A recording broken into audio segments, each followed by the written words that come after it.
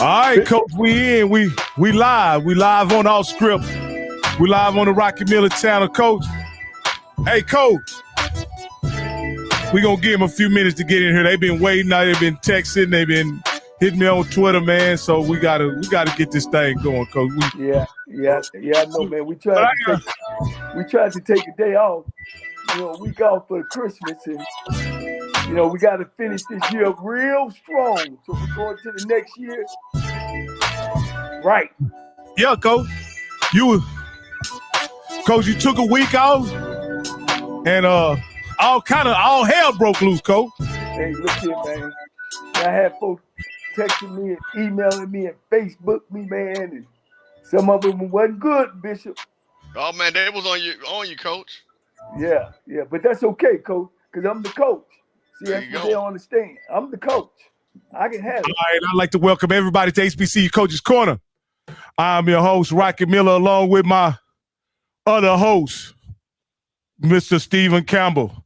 And we have our featured host today, live and in person, a HBCU legend, a SWAC legend, a man that threw 6 touchdowns against playing Willie Totten and Jerry Rice, none other than the TSU legend himself, Johnnie Cole. What's up? Man, I just want to wish everybody a belated Merry Christmas and definitely a Happy New Year. And, we just want to try to end the year. We started some before we left, Coach Campbell, and I've made some comments about, all these celebrities. And so, I'm here to take it and I'm here to dish it out, and I got my flag. So first and foremost, I want to say that it's no haterade here, and I wish Michael Vick well. I want to start off like I wish Michael Vick well in Norfolk, because black folks supposed to support black folk. But we supposed to also, call it like it is too. DeSean Jackson at Delaware State, I wish him well. I wish Delaware State well.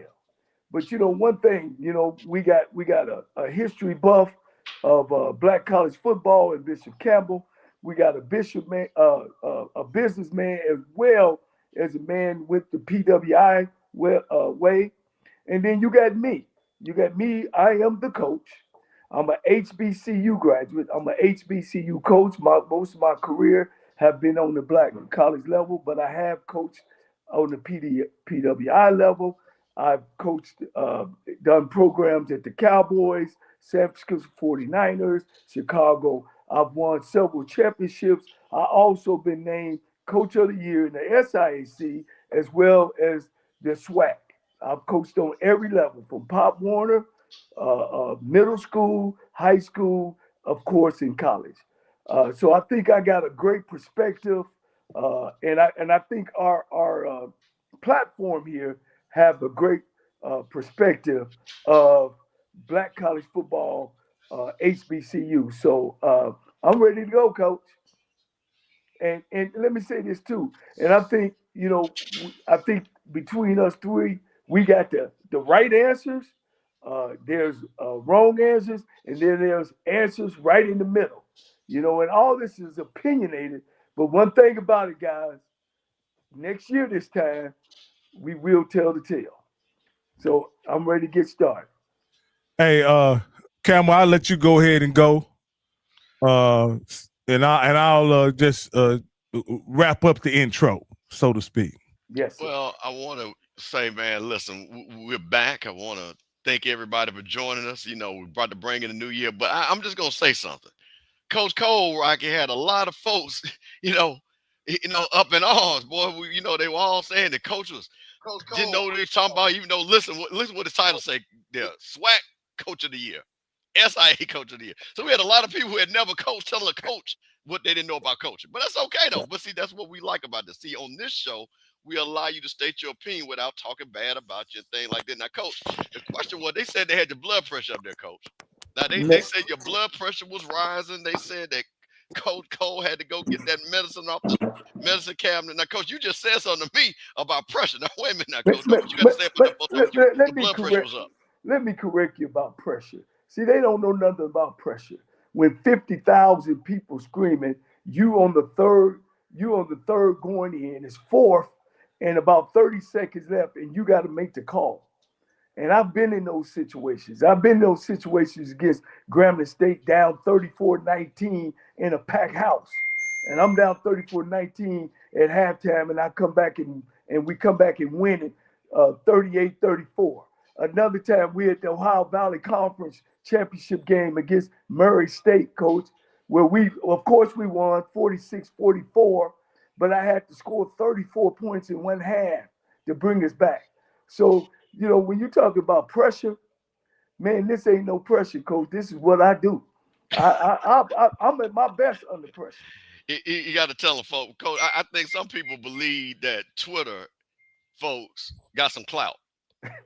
That's what always tickles me when I go out there and on social media. It always amazes me when they think that people on Twitter actually have some clout. And they never played, ain't never coached, ain't never donated to their school. You see the background, never gave their school no money, but want to talk about people that have either been there, done it. So listen to one thing about it. We're going to have a real intelligent conversation. We want the people in chat. We're going to make sure we're not going to talk too much. We want a lot of people to call in and everything. And we want, like I said, we're going to talk about these coaching hires and stuff like that. No doubt about it. And let's say this too, Coach. Man, Michael Vick is a Black American man like we are. And we not, it ain't about him. It ain't about DeSean Jackson. It's about the process. And we should be able to discuss this process. And we wish both these gentlemen well. You know what I mean? But there's some other Black American men that out there that feels, you know, hey, I'll say it, feel the same way I do. So I feel that I need to represent them and let the Black community hear their side of it too, because they're still in the business. They still trying to get to the next level. So you know, and I'm here to represent that. You know, Coach, as you say that, and I believe you guys know where I stand, and I stated as a result related to these coaching hires, I'm a celebrity coach guy. I fully understand what a celebrity coach means to these institutions and what kind of notoriety and fanfare these coaches can bring to these institutions. The reason why I am a fan of the SWAC, the reason why I'm a fan of HBCU football now, that's why the reason why I've gotten a world-class education in history from Mr. Campbell and also you, Coach Cole, is because of DeSean's introduction into HBCU football.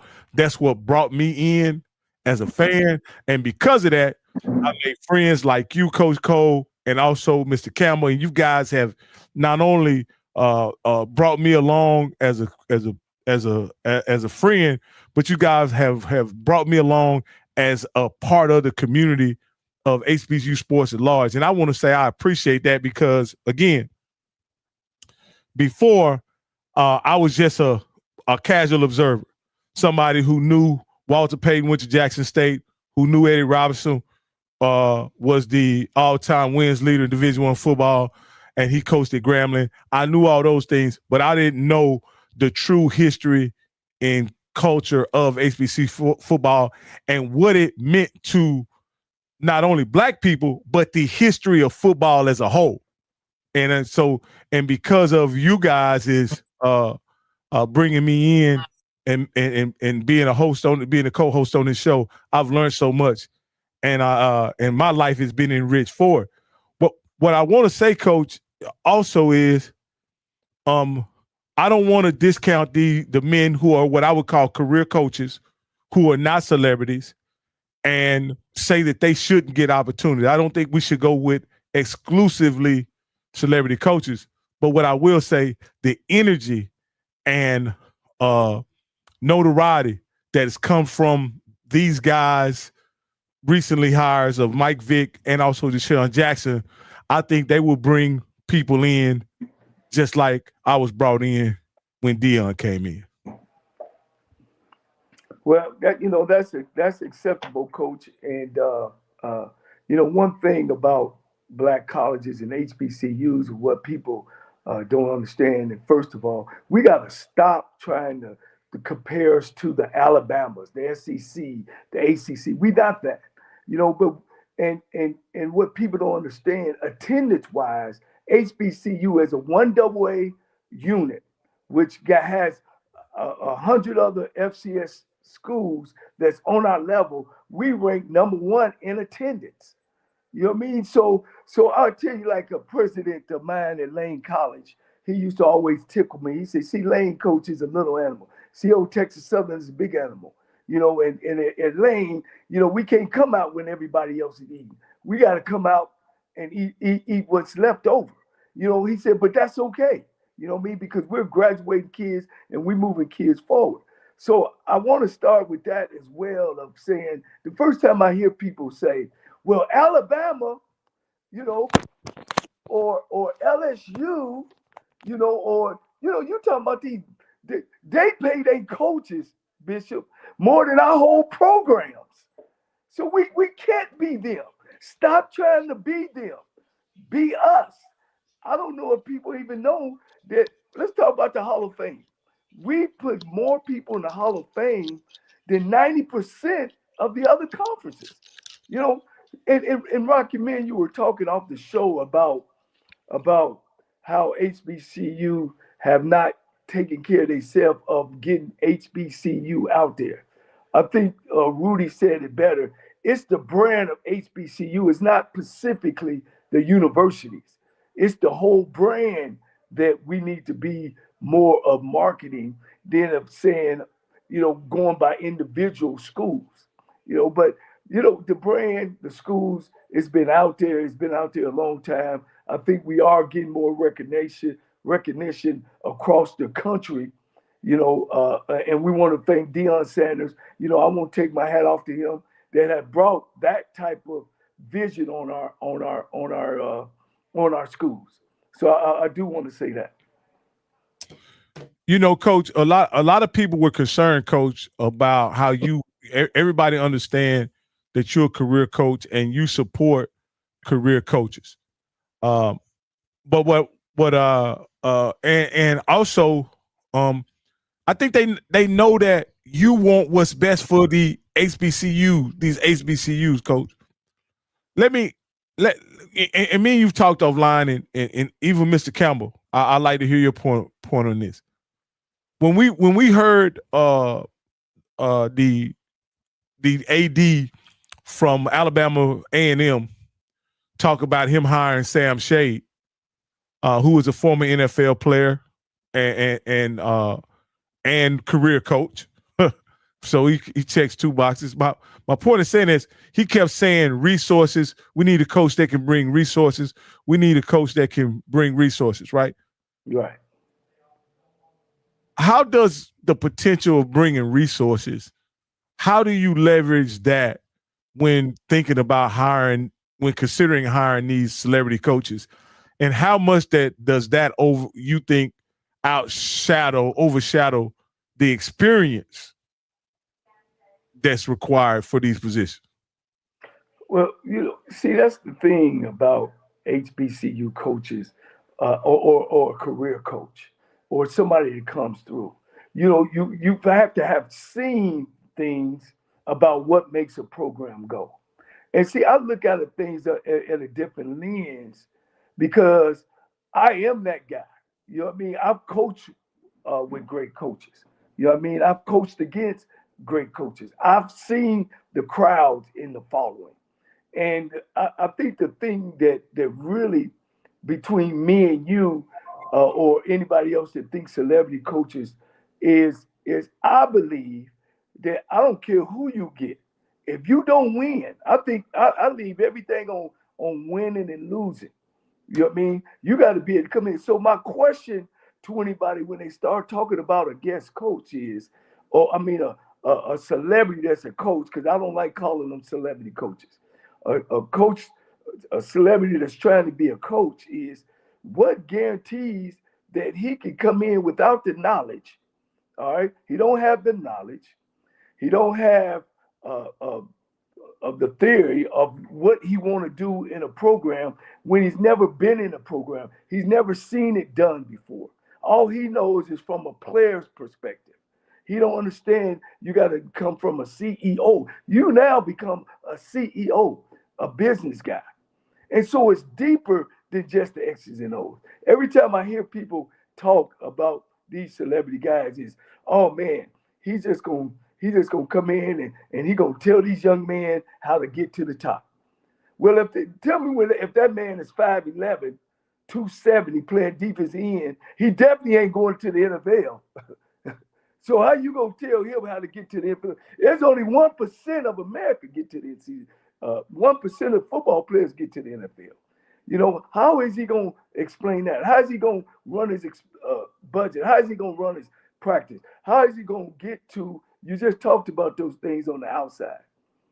See, when I was a coach and coach with other people, we done those outside things. You got to go meet those people halfway. They not just gonna come because you're a hero. You know, let's you know, when we look at the black race, we're not patriotic.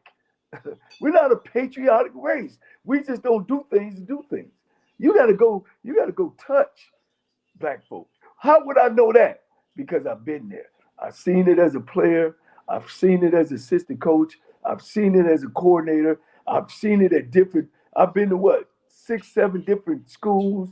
5 of them are black schools. You know, I've seen it. So when I'm going in to take over a program, I know where the bathroom is at HBCU school. You ain't got to tell me where's it at. I know where it's at.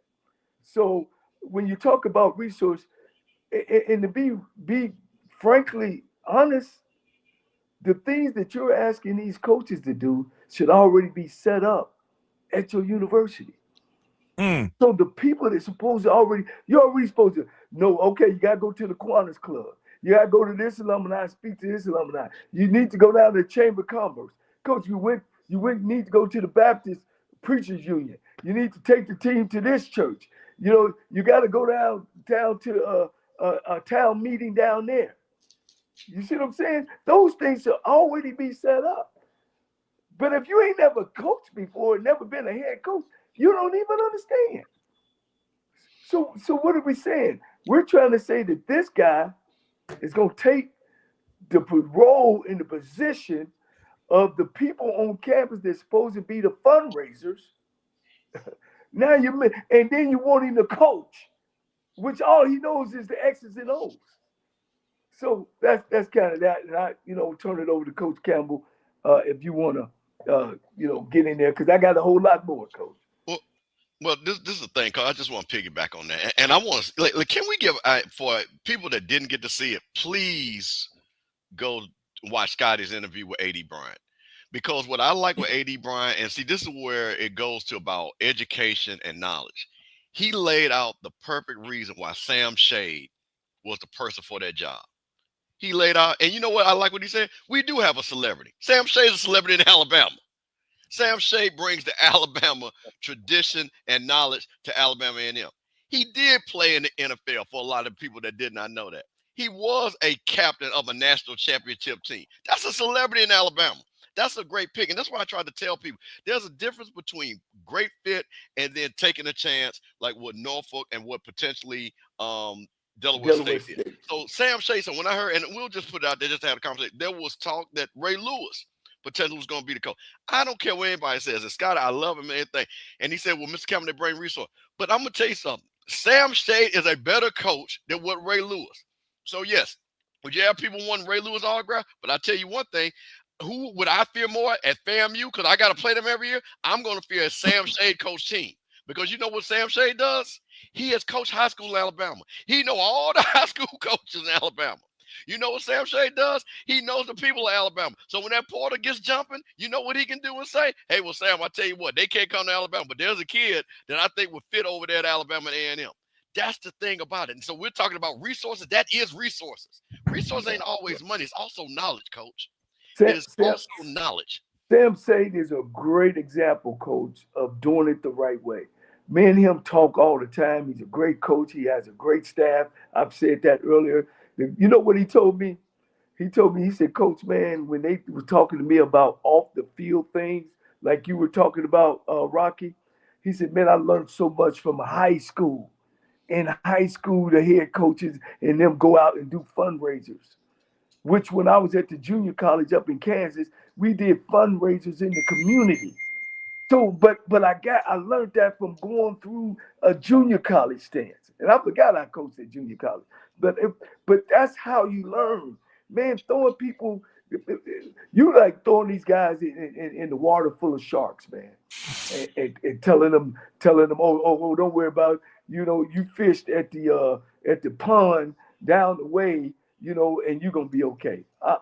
It's gonna be tough. Well, I just want to say this again. I understand those are very serious concerns that one would have before hiring a professional head coach at a university. But at the end of the day, and Mr. Campbell, this is the reality. Sam Shade was a tremendous hire.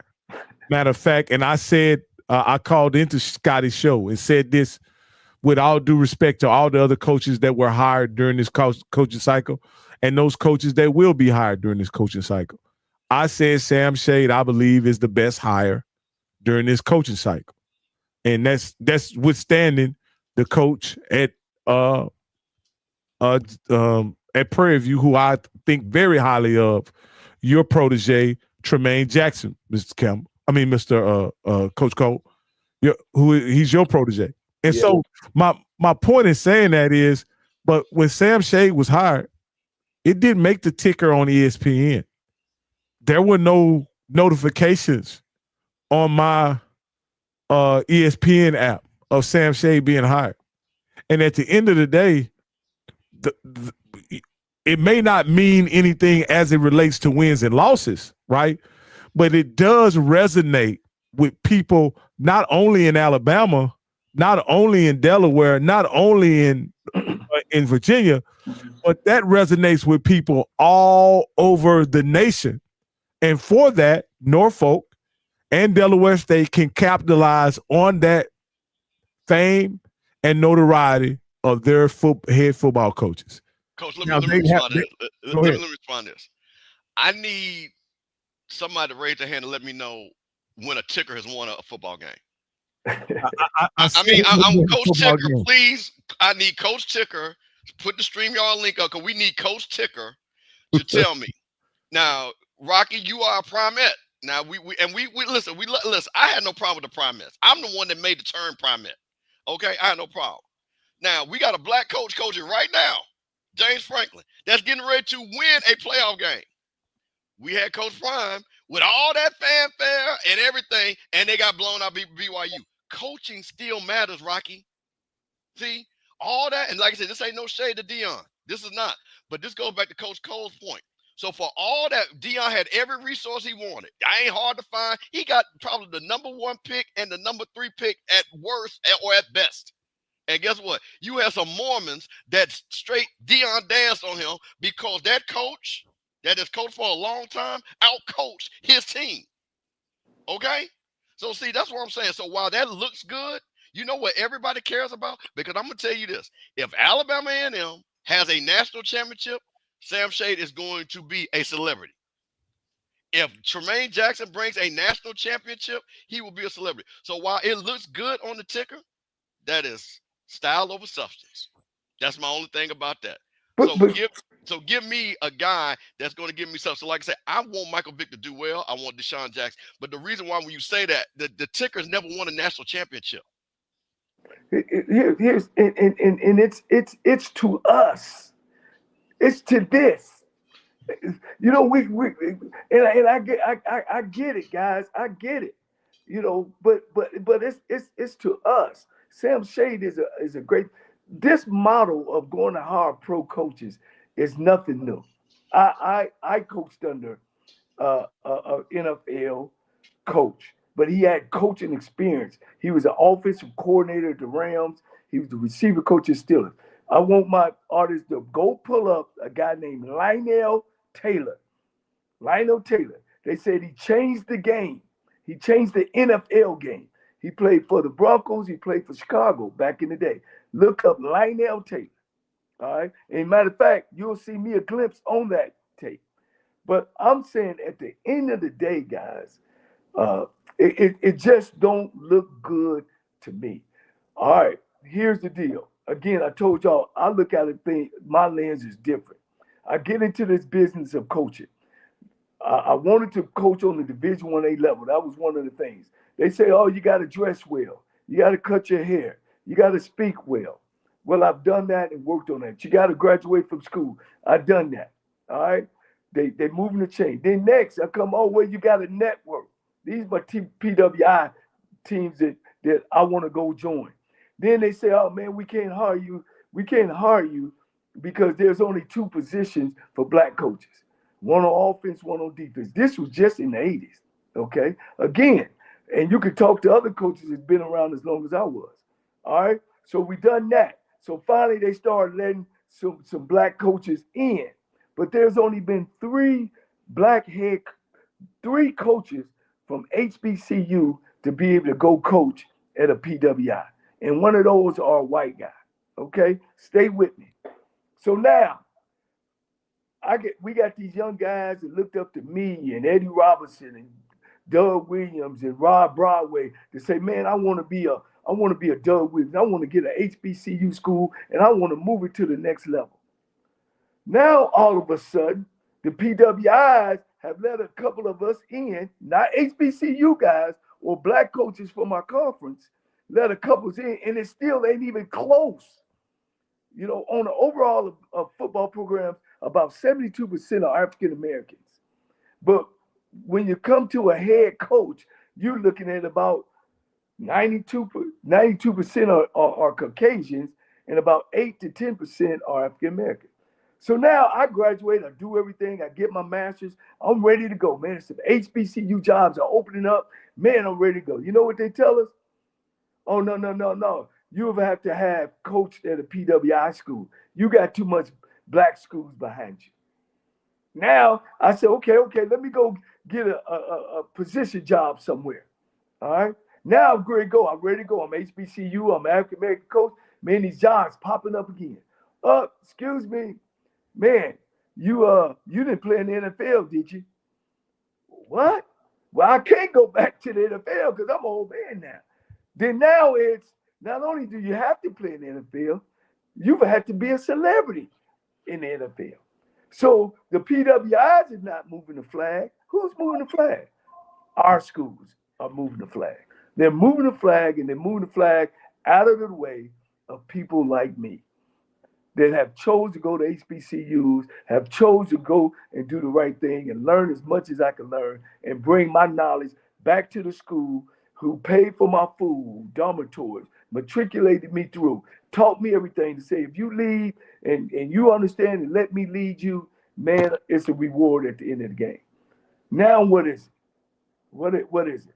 And that's what's happening, and that's how these guys are feeling. I mean, I get calls from a lot of great coaches who I came through the PWIs, from your Comagis to your Bill Hayeses to your LC Coles to your Doug Williams, and they feel in the same way, you know. So that's why I gotta stand up, you know. And as you say, I think Sam Shade is a great. I think Jermaine Jackson is a great one. And those 2 guys, you watch.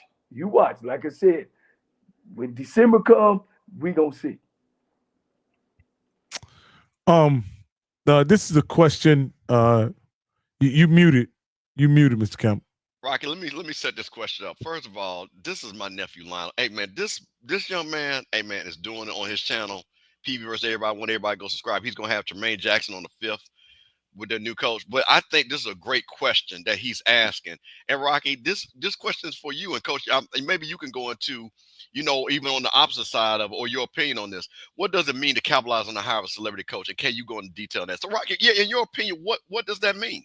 So when I talk about capitalize on the hire as a celebrity coach, what I'm talking about is have a strategic plan, a strategic rollout that is able to capitalize on the fame of the coach. You guys at FAMU used a strike tour, right? Where y'all went all over the nation viewing, seeing, had the head coaches with, I don't know if y'all did it with Cozy, but I know y'all did it with Willie Simmons, where y'all went all over the country to different alumni groups all over the nation, soliciting donations with Willie Simmons, and you guys raised a substantial amount of money. I'm saying that if you're able to do that with DeSean Jackson, you could do that with Mike Vick. There are other business partners that you can leverage because of their previous relationships that they had as NFL players, right? That you can leverage. So again, there are people in NFL circles and maybe even at Virginia Tech and the University of California, right? Cal Berkeley, who have an investment in their alumni being successful, that you can leverage that for donations and benefits for the players at Norfolk and Norfolk University. There are partnerships there where they want their alumni to be successful. So again, there are a lot of different ways to capitalize on the fame of these celebrity coaches. None of this is groundbreaking, as you know, or you don't have to create any of it. All of these blueprints are there. And I mentioned it I mentioned this to Coach Cole during the conversation we had. I'm like, the reality is Alabama and other colleges don't have to hire celebrity coaches, because once they get hired, their coach becomes a celebrity, right? The coach at Alabama is a celebrity. The coach at the University of Florida is a celebrity. However, when they do hire a big name coach like a Jim Harbaugh, when they do hire a big name coach like a Nick Saban, right?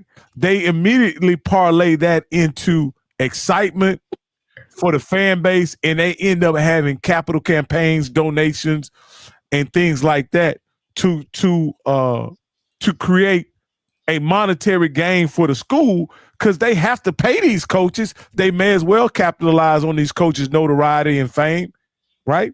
And so they solicit capital campaigns to improve, whether it be facilities, whether it be, nowadays, you have the NIL component, so they could use the coaches' notoriety to fund NIL campaigns. Again, DeSean is a prime example. Colorado has made tremendous amounts of money on them hiring DeSean, probably 10x on what they've paid him as a coach, right?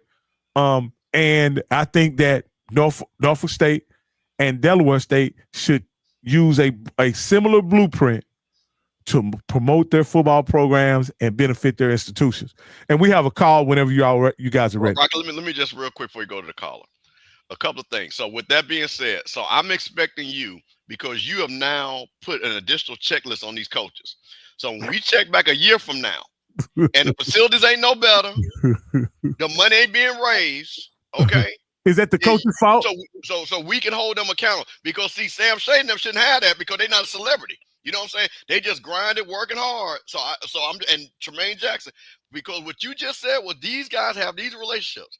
So a year from now, when the Celebration Bowl is over and FAMU has gotten back on top, and we had this close the end of the show, I want to make sure that I bring this up. I'm going to pitch my, and I'm going to say this again. And this is the thing.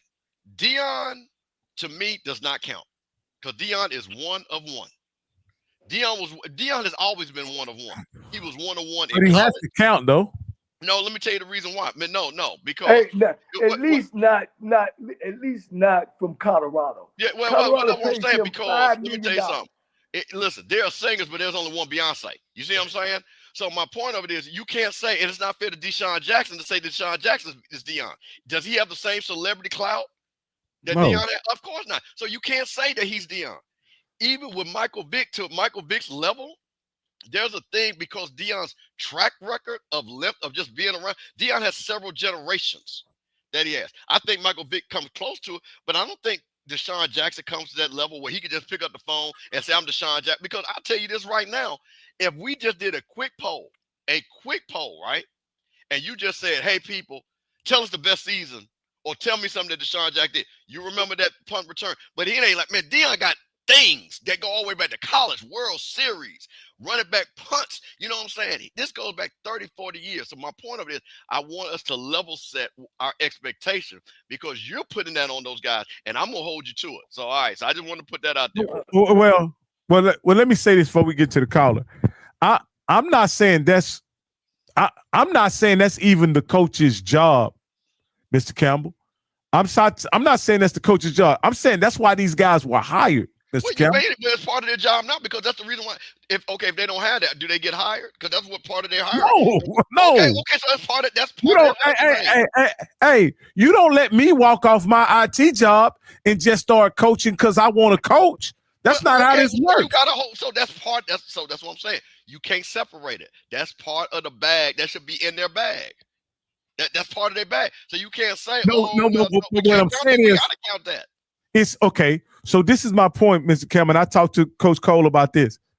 Yeah, you can put it as part of their bag, but they're not the person that executes on capitalizing on their fame. They don't execute it. The administration and the staff, the organizational staff has to execute a plan to capitalize on their fame and notoriety. They don't. Didn't I just say earlier that our administrations don't understand and these things supposed to be in place and they're not in place because our administrators don't understand that. You got doctors of education that don't understand the business part of making money. You got doctors of athletic directorship that don't understand how to go make the money. These things are in place at these PWIs, even on our level. If you go to Murray State, Northwestern, any of those schools on the FCS level, those things are already in motion. Like you said, Rocky, they are. And see, you think like a businessman, Rock. That's why you on here. You giving the perspective of this, and that should help them with this celebrity coach. But those things are not in place. And the thing about Deion, let's talk about Deion. Deion has been a billboard since he returned punts at Florida State. If he don't know something, Deion know how to gravitate people to him. He got that. He understands that. And when he went to Jackson State, that's how he elevated Jackson State from averaging 30,000 fans to 42,000. And you got to have that as a coach. You know what I mean? You got to be able to get in front of that microphone and sell yourself and sell that school. You know what I'm saying? So that's the thing. And I'm going to say it. Maybe now these boards over these colleges should start picking a doctor of marketing or a doctor of finance, and putting them in these positions, like you said, Rocky, and be able to reach out to those avenues to raise money. Then now I might need a celebrity guy to come in and coach. But I'm gonna get a Sam Shade who know how to go out and sell myself, but then I'm gonna win on the football field. Because at the end of the day, I keep saying that, at the end of the day, it's about W's and L's. All right. I think we got Johnny Thornton on the line. Johnny, are you there? Thornton, you better call back, man. Hold on. Let me. I may have KJ said that that you got two people talking to, and let me tell you something, man. Say if I know KJ, she gonna be around there giving folks that work. So, Rocky, make sure she talking to the right person. I don't want her to hurt nobody's feelings. No. They on the line with each other. They just not on here. Let me disconnect and repair this right quick. Repair this. All right. But now, go ahead, Coach. Here's another thing, and I'm gonna say this. Just the other day I was looking at my Facebook page, and some things start popping up on my Facebook page. and I don't know if should I bring it up. It's about the dog situation. No, Coach. Let me tell you something. Okay, I'll leave that alone. Because let me tell you, because that's going to muddle your discussion of what you're trying to say. Well, I would say it at a higher level than at a specific level. That's what I was going to was the sponsorship. Yeah. Okay, that's what I'm going to.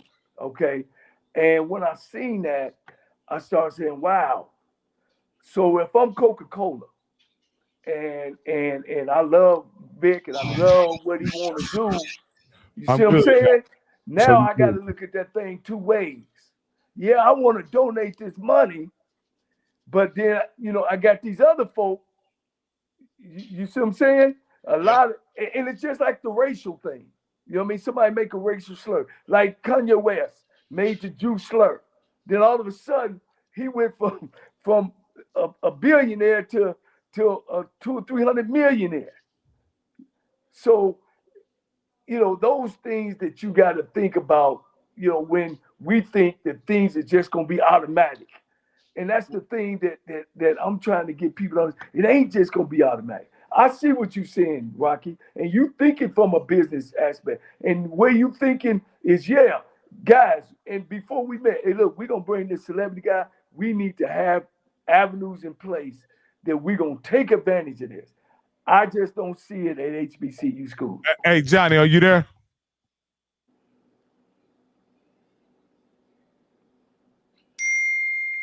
Hold on. All right. Well, I'm gonna let you get. But Coach, I want to talk Hold about on, let me this see something. because we've heard about this business pulling back from DEI, right, Coach? We heard a lot about. Can y'all hear me? We can hear you, Rocky. I tell you, why don't you go on mute while you try to fix that? Go ahead. That's all paired up. Yeah. So hold on, let me the thing see about this, Coach, is when you're talking about these corporations, so there are forces out there that are going to be negative towards Michael Vick. Yes. So because we know here's the thing about those forces, Coach, they're disingenuous because it's not real concern. So that's the thing about what you're saying. They're taking something that there's really no concern. It's about anti-blackness. So the thing about this is what has to happen. And again, with any of our coaches, any of our youth, hey man, we got to support our own. You know what I mean? We've got to find people that want to partner with us, that understand our mission, no matter who the coach is. And that goes back to your point. That does go to the administration. Because in the AD's job description, fundraising is in the job description. You got ADs now that make just as much as coaches, $250,000, $225,000. An athletic director that at the end of the day can't even raise that kind of money. And that's tough. But I understand the head coach's role as well. You know what I mean? And the AD and the head coach has to work together. But unfortunately, HBCU schools, they don't have those avenues. You know what I mean? If you're talking about a celebrity, let's hire a celebrity athletic director. Let's start doing that. You know what I mean?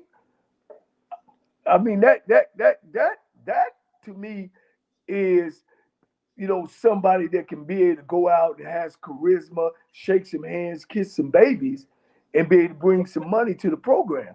But then, Coach, as you know, I keep saying, whoever he brings in as that coach has to back him up by doing what, Mr. Bishop? Got to win. Got to win. You got to win, man. You got to win, Coach. But, hey, Coach, now I see a comment, and Pacifico says Isaiah Bolden was drafted. Well, you know who also was drafted? Jacoby Durant in a higher round because he was at South Carolina State and he played. So listen, DeSean brought things, but let me tell you something, first of all, and Coach will tell you this. If you can play, you will get drafted. Sometimes players don't get drafted. So I don't want it to be a magic elixir to say that because X, because we've had players forever that have gotten drafted and they did not have a celebrity coach. It is about talent. It's about your production on the field. So come on, I'm not going to allow people to do that. And like I said, Isaiah, hey man, he's a great player. He was an amazing player. He deserved to get drafted. And I'm going to tell you something about that young man, and no disrespect to DeSean. That young man was a football player. I tell you what, if T.C. Taylor was coaching that young man, he would have got drafted. He was a great player at this level. So we got to, say, well, because that was the case, that Jackson State would have had a bunch of kids drafted. You can't make people get drafted. Well, let me say something, Kalen Chevis, about hiring Kellen Winslow. He is absolutely right. They hired Kevin Winslow at Central State of Ohio, and he was exactly right. They didn't get nothing out of it. That's why, guys. Any successful university, man, will hire their own. I'm not saying every job. They will hire their qualified own. They got some skin in the game, man. We just do things. We should do things a little bit different on the HBCU level. But we always getting caught up with thinking that their ice is better than our ice. You know, you talk about celebrity, coach. Everywhere I've been, the alumni and the fans made me feel like a celebrity. From buying me tailor-made suits to paying for my groceries to just to see you out. It's nothing like it, man. It's no feeling like it. I mean, Alabama State, man, was one of the greatest Hey, places can you hear me? Coach there. Hey, caller, can you hear? We okay? No. When I was at Texas Southern, one of the greatest places I've been in Houston, guys, it doesn't take that. It takes a guy who have learned the business, who have put time in, who have been to some places to discover who he is and what kind of program he wants. You just can't get a guy because he was in a movie or something, and then all of a sudden now, you know, I think it degrades what being a head football coach on a Division I, AA college level. And I think people are laughing at us when we do things like that. You get it, coach? You might have to drop that link. Yeah. That's what I'll Just drop the link and he can come. Huh? I'll make it simple. I'll make it simple for everybody. Go ahead. All right. I think I hear him. You hear? No. No, I don't think you hear. Go ahead. Yeah. But yeah, I'll end this. And we'll do it like this. You guys click that link, come on up. You don't have to show your face if you have a couple of drinks, you know what I mean? Stuff like that. We still hear you. Hey, what we say, we know it's the holiday, huh? Yeah, you know what I'm saying? So, if you ain't looking all, all pretty, you know what I'm saying? You're chilling watching the game. It's okay. You ain't got to show your face. We just want to hear what you got to say. We just basically want to hear y'all to tell Rocky that he's wrong. That's really why we want to hear. Tell Rocky that he's wrong. And here we go. Correct. That's what it is. We're trying to go into the new year correct. Hey, him and Scotty. I'm calling Scotty out too. Him and Scotty. All right. If I can't hear you this time, it ain't meant for you to say nothing. Well, it must be meant for me to speak to you today. How are you, Rock? Hey, what's going on? How you doing, KJ? I'm doing fine. Hey, okay, so a few things, and all right. I'm glad that we do have newcomers to the space like you, Rocky. But I think you all would benefit. I know you and I listen to you and Scotty, and you do it all the time, and you talk about, well, that's that Negro stuff. That's that, this, that, and the other. But the things that you all dismiss is that, first of all, when you get these coaches that come into, like, even when you're talking about media deals, right? You want to use their celebrity. Oh, the swag should capitalize on this to do that. You've got this star power, blah, blah, blah. That is not how this works. You still are dealing with deeply systemic. I'm talking about, you talk about the old guard of HBCUs. We're dealing with the old guard of network television and media. Okay. That it's not in their interest to pay HBCUs more for their product anyway, to give them more visibility anyway. So that's kind of the first thing that you're dealing with, right? So even if you bring in a Michael Vick or a DeSean Jackson or an Ed Reed, they're coaching the games. They're not playing in the games. They'll bring some eyeballs or visibility, but even Deion Sanders only brought so much. They only put him up so high because he is coaching the game. He's not playing in it. It's not box office the way that you're capturing that white audience. And I'm sorry, even if you capture some more eyeballs for a limited amount of time, you are not capturing that large white audience that viewership that's going to get you those higher level of media deals. You got smaller schools getting more eyeballs and attention simply because they are white schools. If Deion Sanders thought that it was truly possible for, his sons to be elevated, for Shador to be elevated to a place where, he's getting even mentioned in Heisman conversation in a real way. If he thought that type of thing was possible, even with his celebrity, he would have stayed at JSU. He thought there was no way possible on this earth that by his son staying at Jackson State and playing in the SWAC and being on ESPN2 or whatever else, even with his celebrity, even with the little hype, and the viewership that they got on YouTube, that still didn't translate to viability, credibility in the white majority. It just didn't.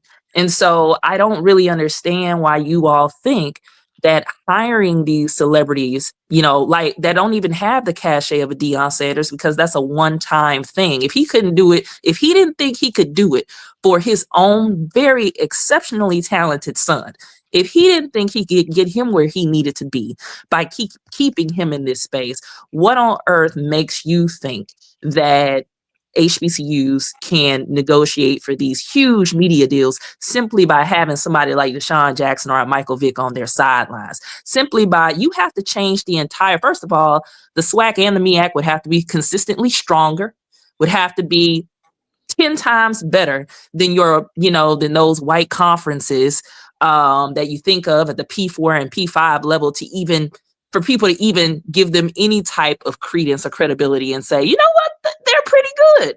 I think I'll tune in. Then the entire leagues would have to be consistently that good. You don't get that by a flash in the pan hire like a Mike Vick and a DeSean Jackson, who are just there for a limited time. People know they aren't really committed to the mission when you have your pundit friends in the media saying things like, oh, they'd like to be considered for this job, they'd like to be considered for that job, like Deion was. They knew those guys weren't staying, that they weren't committed to the mission, that this wasn't about leveling a playing field or elevating HBCUs. They're there for themselves. Well, KJ, let me say something, and because I believe in what HBCUs have to offer is something very unique as an entertainment product. It shouldn't have to be marketed as the same way that Alabama and Michigan and Ohio State. This is something for Black people by Black people. And again, I've been to a few homecomings over the past several years, a SWAC championship, whatever. What you guys have to offer in the HBCU space is so very unique to the Black experience in America. You guys take it for granted, but it is a very unusual occurrence for most Black people in America. Like to have 30 or 40,000 Black people in one space celebrating, having a good time, no ninja stuff, happening, just truly enjoying the moment, enjoying the history, enjoying the culture. And in the midst of a competition, is something absolutely sensational. And that in and of itself can be marketed and shown in a way that it could go from a 30, 40,000 people gathering to possibly $100,000, $200,000 gathering. That's just how impactful and unique that experience that you guys really, in a lot of ways, I think y'all take for granted within the HBCU space. But Coach, I think some people take it for granted, but sorry, Coach Cole, 1 second. I think some people take it for granted, but honestly, I don't really think it's us that takes it for granted. I think it's people like you that take it for granted, because as soon as something like, no, listen, Deion Sanders was here. He was highlighting that culture. He was highlighting, how great it is, how grand it is. And as soon as he started perpetuating other narratives about Jackson State, because let's be honest, he did, and those close to him did, we had same Black people like you saying again, oh, I knew N-words, couldn't do this, black people, we can't do that, blah, blah, blah. I ain't gonna never support nothing else JSU does. I hope they fail, blah, blah, blah. Laughing, point at like, oh, Colorado is better and things like that. I don't really think it's the HBCU community that doesn't think that we're marketable or that we are great or that it's a unique product. I honestly think that it is black people that don't value black things and black products at a high clip like they do your Bama or it's even more special. A culture that we have created, but you will see, I saw more black people running out buying Colorado gear. Couldn't wait to wear it. Going out buying bus gear. Ain't never seen a buffalo, ain't never seen a mountain. Ain't never been to college. But they ran out there. It was easy to buy JSU there was JSU paraphernalia all over the place. We have our ways that you can purchase it and that you can market. So it wasn't just that. It was that black people felt, you know what? White people are acknowledging DeSean in this way. I can get behind this because this is a unheard of thing. This is a big time thing. And Colorado ain't ish when it comes to football and in the grand scheme of things. But we still had black people that placed a higher value on Deion Sanders being at Colorado. Go Buffs that ain't never heard of no damn Colorado Buffaloes before. But when he was at Jackson State, you couldn't get them to purchase a ticket. You couldn't get them to attend a game. You couldn't get them to buy JSU paraphernalia because they don't value it the same. So we can get black people to start valuing black things in the way that they value white things. I even heard people like you calling JSU the Chitlin circuit. Like, seriously? How are we as HBCU alums supposed to change mindsets and mentalities? Well, one AJ, to piggyback on what you say, it's hard to write people. Everything starts from the top. We had a business guy on about 2 weeks ago named Rudy Johnson. It starts from the top. And we got to put people in place to do just what you say, value our schools, go out and make those contacts and make those things happen and look at the HBCU brand instead of individual schools. It's just we could take the same model that the SEC took, Notre Dame took, now all the other conferences take it, of putting a package together of all of our classics, where every week there's 40, 50, 60,000 people.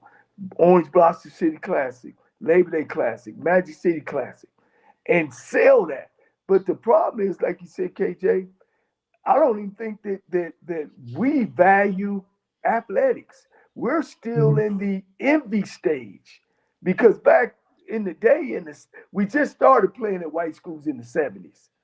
And then in the 80s, our administrators started wanting to take over all the way through the 90s, where the football coach used to be the guy on campus to now he ain't the guy, Yeah. So instead of us so busy on trying to find a guy I can tell what to do, we getting rid of our winning coaches or putting them on the shelf and now saying, oh, the coach that comes in, let's get a celebrity coach because then this is going to happen.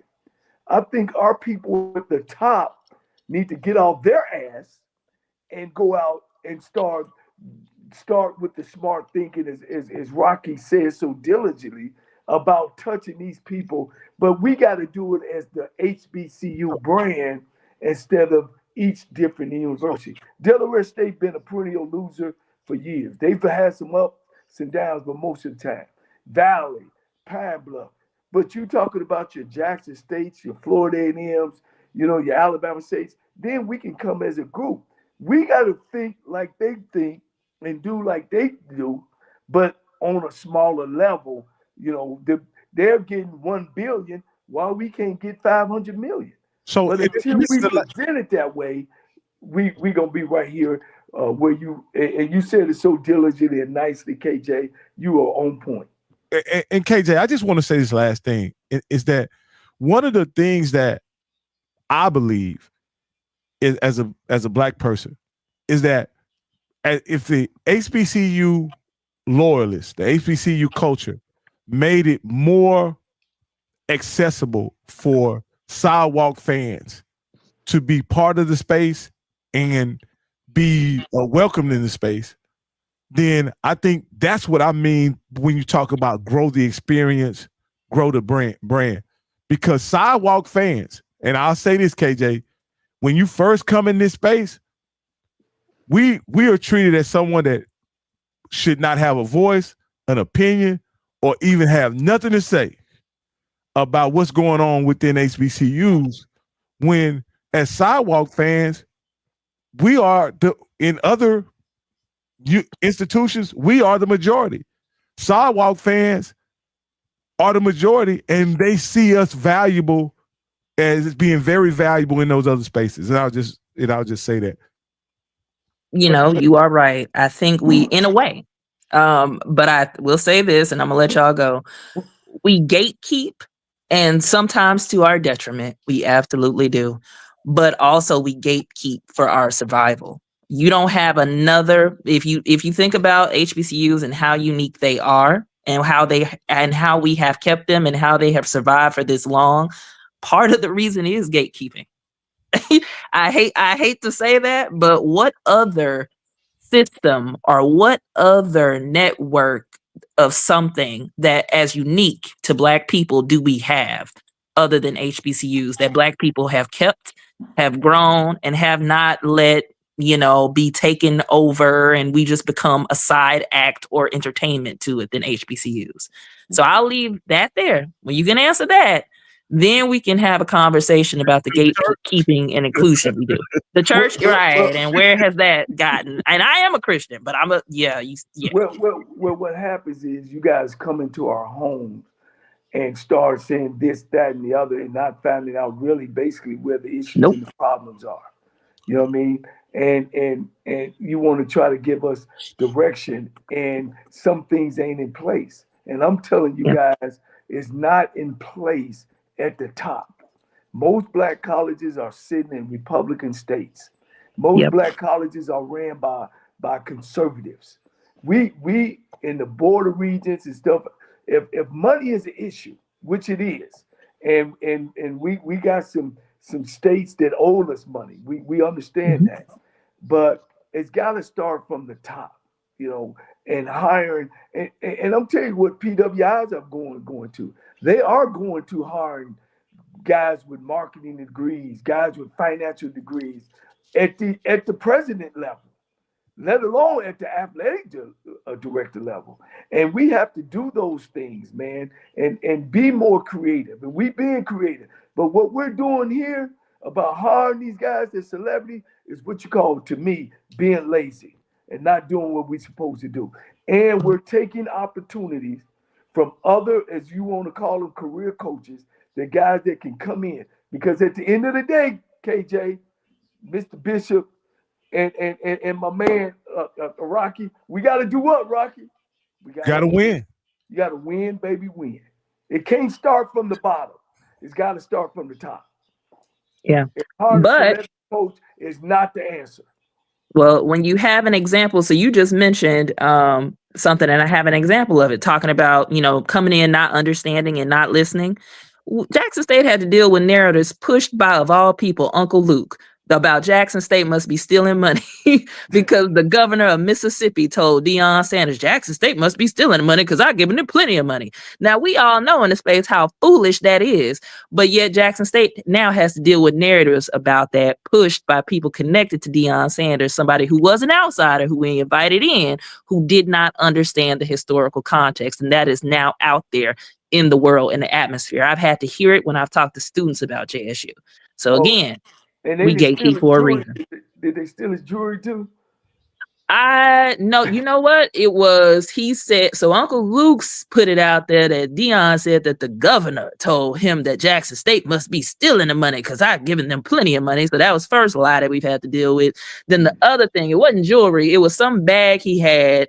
DeSean didn't even bother to ask security or anybody else after the first game, hey, y'all seen my stuff? No, he went in his press conference after his game and did that whole thing. Can't we all just get along? I'm hearing Jackson trying to do a good thing and they stealing, and turns out the bag had been moved. But he got on a public platform with representing a Black university in a press conference, and he said that. So again, an outsider that should have known better than that if they knew what we already have to deal with and the anti-Black narratives that we already had to deal with, that shouldn't have gone out there and said that. And you can be a fan of his and also give him accountability for not listening, not learning, and just speaking. And in some ways that was negative and harmful to Jackson State University and HBCUs. I'm gonna leave it there. I'm gonna drop off and I'm gonna let y'all continue with your conversation. Thank you for calling in, KJ. Hey, Rocky, let me jump on something that you said. You're talking about gatekeeping, and you said, the sidewalk fan, and some people in the, in the Midwest, the subway fan. No, they have what they call the subway fan. But let me tell you something about gatekeeping. Do not think that they don't gatekeep. Now I'm gonna give you 3 instances of gatekeeping from PWIs. And I'm talking about one that just happened recent. So we all know that DeSean and Shannon Sharp are fans. Shannon Sharp and Stephen A. Smith are friends with DeSean, right? And they have put narrative out. He needs to coach at Auburn. He should be at Ohio State and them. Ryan Day don't win, he need to get fired. Well, I'm gonna tell you about gatekeeper. That white boy Herb Street, who is an Ohio State grad quarterback, let them black men know you don't talk about Ohio State. That's gatekeeping. See, y'all are subway guys. Y'all are guys that don't know nothing about Ohio State. So don't bring that food up here. Those guys, and Blue will tell you, all those people, they will call in Paul Feinbaum. Well, you know what? They need to hire DeSean down at Auburn. Them Auburn folks said, you need to mind your business. We about to hire Hugh Freeze. Florida State, what? What they win 3 games this year? But let me tell you something. And EA will tell you, them jokers circle the wagon. Oh, DeSean come, and these are the people like you that ain't tied to the university. DeSean need to come to Florida State. Florida State ain't gonna never hire DeSean. You know what they did? They went and hired 2 head coaches just to save that white man's job down there in Florida State, so DeSean can't get down there. So don't say to me that we gatekeep, bro. They gatekeep all the time. No, I didn't say that. I'm talking about them. No, I'm talking about the fan. Well, you saying, when the fans come in, they will. If you are the casual fan, they will check you just like Kurt Herbstreit checked. And on national TV, he checked Stephen A. Smith and Shannon Sharp. Checked them, and they had to jump in his behind. So what I'm saying is, man, this ain't a thing. And also, road shows. Hey, man, glad that you're watching and stuff like that. But let me tell you something. Most people. And I'm gonna say this, and I'm gonna say it out loud. Do not believe social media is the real world about HBCU sports. Because I'm telling you, there are people, they got the Blue Bingo Club. They got the 220 Club. Southern got the Jaguar Club. They got the G Club down the ground. These people been doing it before social media that support athletics, that talk about athletics. If you don't think athletics, man, you go down there, X81, and talk to Grambling and see what they talking about Mickey Joseph right now and what Grambling needs to do.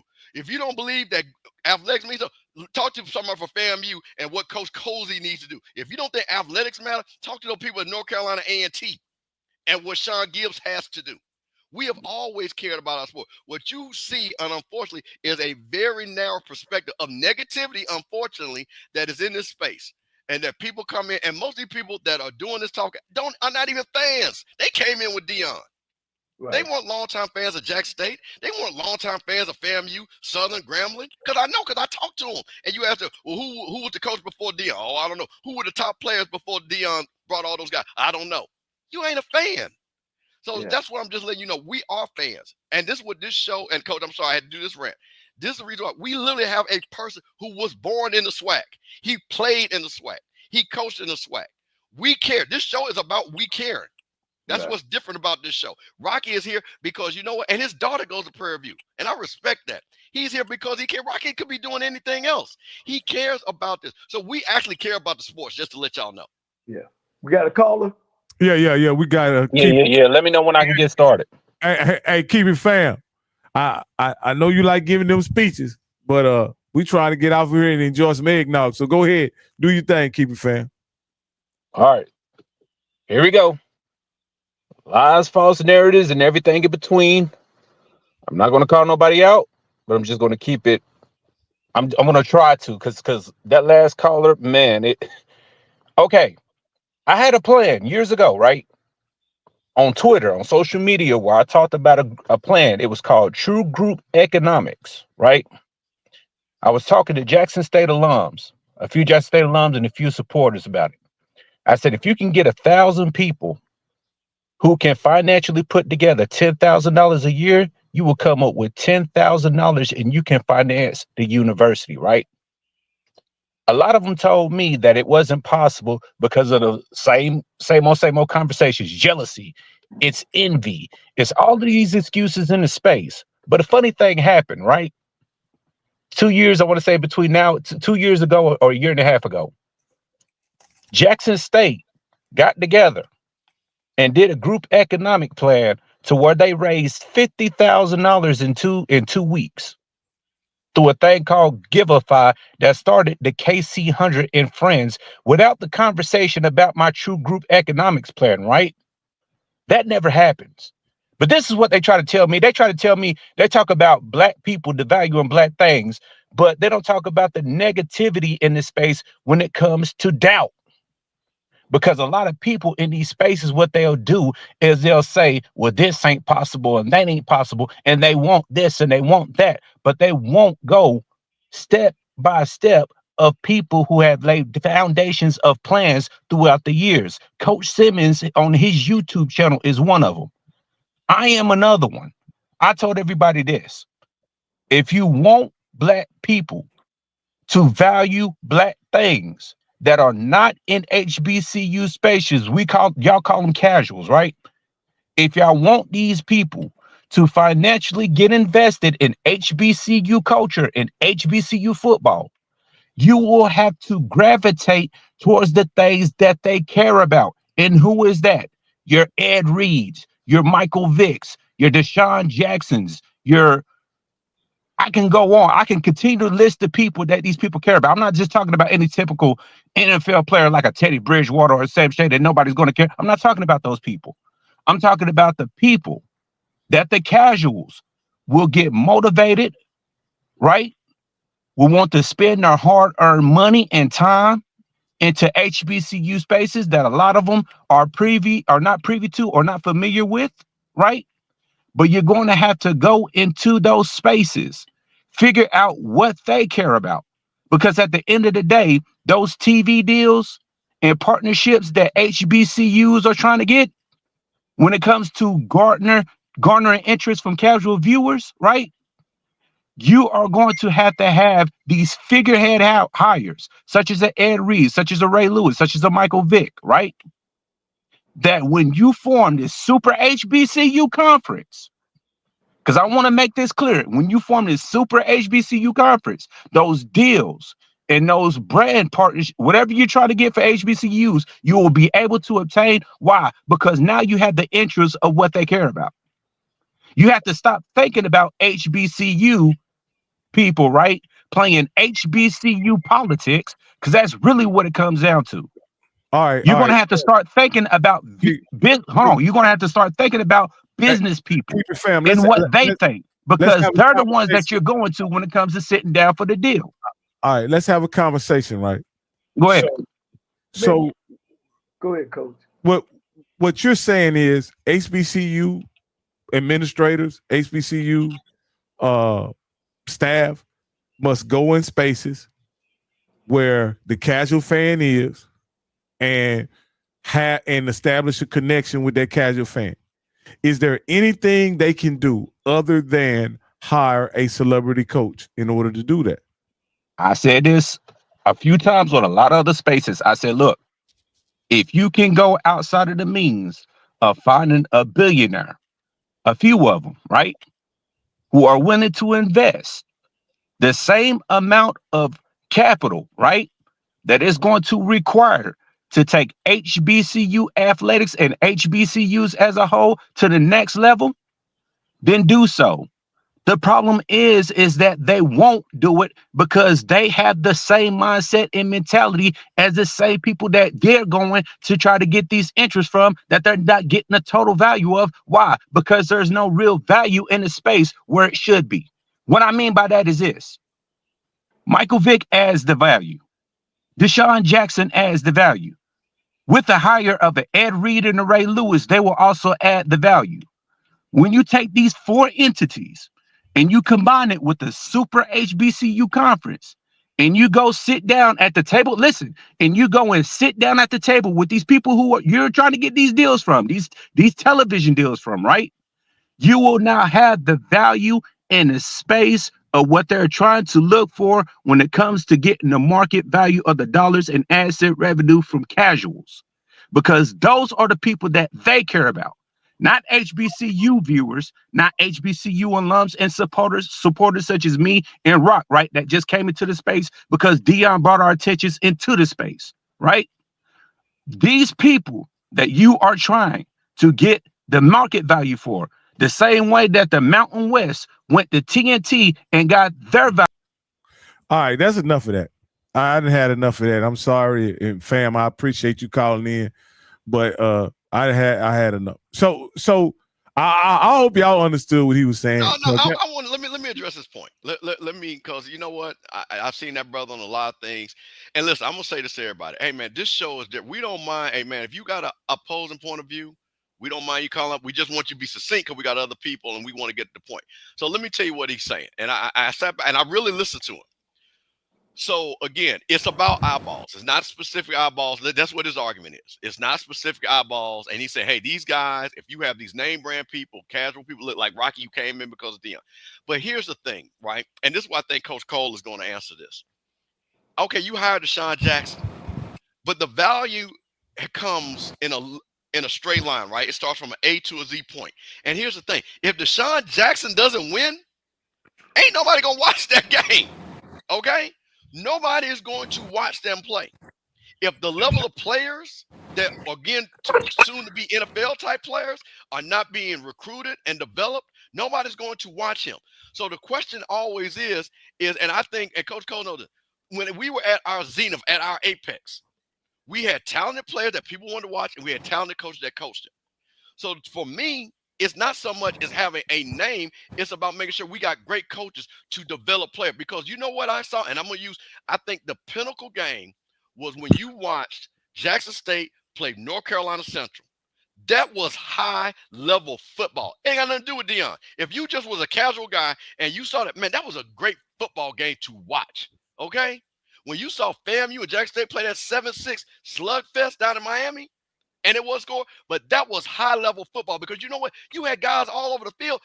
Isaiah Land, Marquise Smith, Xavier Smith, James Houston, guys on that Nugget, all those guys, Shador, that were NFL-type guys on there that people were watching. So to me, it's not so much as having the name coach because, again, you got to win because nobody's going to watch a losing coach. If you don't believe it, see why Bill Belichick doesn't have. Once Tom Brady left, you see, that name didn't mean anything. Nobody wanted to hire him. So that's the reason why I just wanted to point that out. So I think we want to elevate, but just saying that stick a name here and then everybody's going to come running. No, it has to be a total. It has to be a winning product and it has to be great players that come on the field. And that's the thing that has to be also be done. Well, real quick, and I'm going to get to Johnnie because he's one of our followers, man. I mean, you could take any losing program and and like I always say, I want to keep, it's the HBCU brand. It's not one school. It's not one person. The upper people has to sell the HBCU brand, number one. Number two, I always said, I've been in a city where when I was at Houston, when I was coaching at Texas Southern, the Titans, they wasn't winning. You could get a seat anywhere in the house. You know what I mean? And people are not loyal, quote unquote, to pro teams. They go watch pro teams to see them play at the highest level. But if they're not any good, people stop going to the game. So why do we think that we're taking some of these guys celebly and say, okay, you are now the face of the university? Then all of a sudden, all this money gonna pour in, and then he produces a bad product. It's not gonna happen.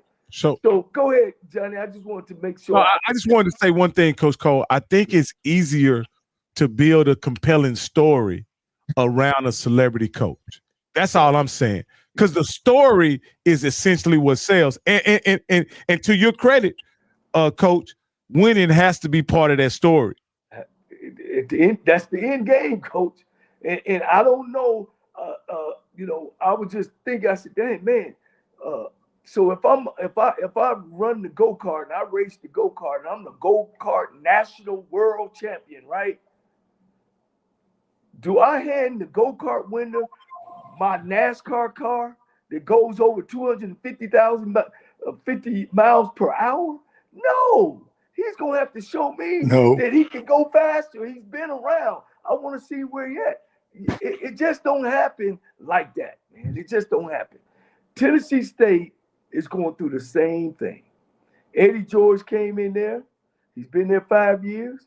He won the championship. 2,500 people showed up at the championship game. No morale.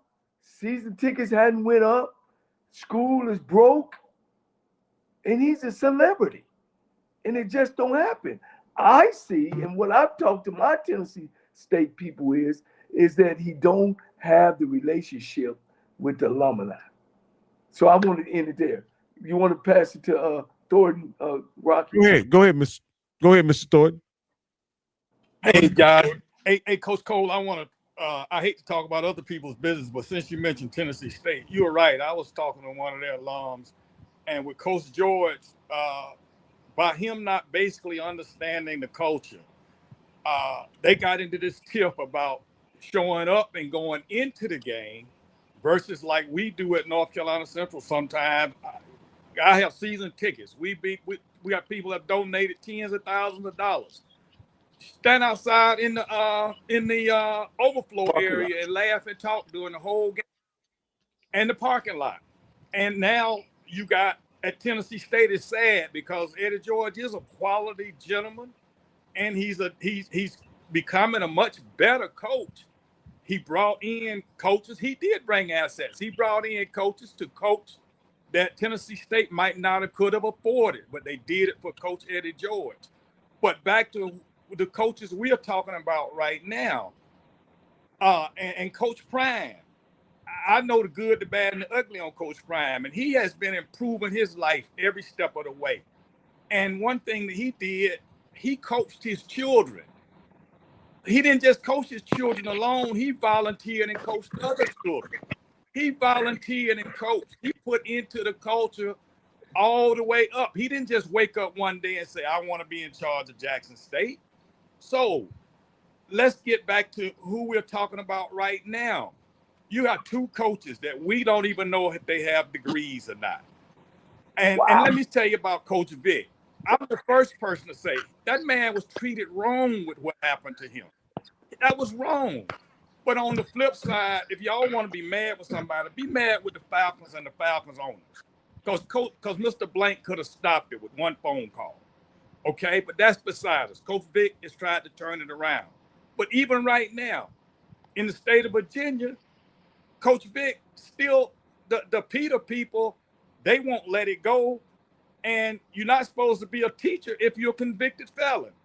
So there's a lot. You can't mix every HBCU in the same bottle. And like Coach Cole say, the celebrity coach is not the instant answer. And Rocky, if you ever come to Durham, we don't play that treating our non-Eagle people, our non-alumni any different than our alumni.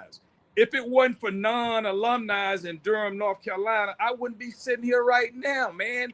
They did just as the people from Durham, we affectionately call people Durhamites, and we don't mean it in a derogatory term. They did so many favors for me, it's unreal, Rocky. And again, each culture is different. Sometimes we get so caught up in this butt and seats things. We have people at Central, I'm telling you, man, they give $1,000 a year, $2,000 a year, haven't been on the yard in 30 years to a football game. So this thing about celebrity coaches or NFL coaches, I have no problem with. So Mr. Thornton, Mr. Thornton, let me step in here. Yes, sir. Let me step in here and say something, because I think that's part of the issues you're speaking about, and the reason why HBCU football and HBCU sports have trouble growing is because it's a. And I think Mr. Thornton got some feedback. Maybe maybe it's not. Hold on, let me see. Go ahead. You sound good, Coach. You sound good. No, you good. So this is what I'm saying. The fact of the matter is The football, in order for football to grow, the football has to be important. The football, not the social event that's created by homecoming and or a classic or whatever. For football to grow, football is the vehicle for which most major universities has established their brand using football and invested in the football. And so the fan, somehow, the football has to be important. The football has to be important. Not the tailgate, not the social event, not the Greek show or the band. In order for HBCUs to capitalize on football the way that Alabama, Michigan, Ohio State, University of Maryland, University of North Carolina, the football has to matter. And that's what I think Eddie George is trying to get across to his supporters and the TSU alumni, is that the football has to be important, not the event itself. And I'll let you respond. I got a good friend of mine. We've had Al Wash on. And one of the things Al Wash said about his game is he's made his football game an event. He's over the Grambling Prairie View game, the State Fair Classic game. And Grambling had beat Prairie View like 30 years in a row. But people kept coming. As every year is 50,000 and 60,000. He got the Barcades, he got Cameo, he got Luther Vandross. So what I'm saying is whoever the coach was didn't matter. We're talking about Doug Williams was the coach for several years there. And it didn't matter if people showed up at the game. And that hurts football, coach. That hurts football. Right. And it was and that means they made it an event around the game. So it don't matter who the coach was. And that's what I'm trying to get past. At the end of the day, it's about the HBCU brand, and about winning traditions. Because let me give you this scenario of a recruiter.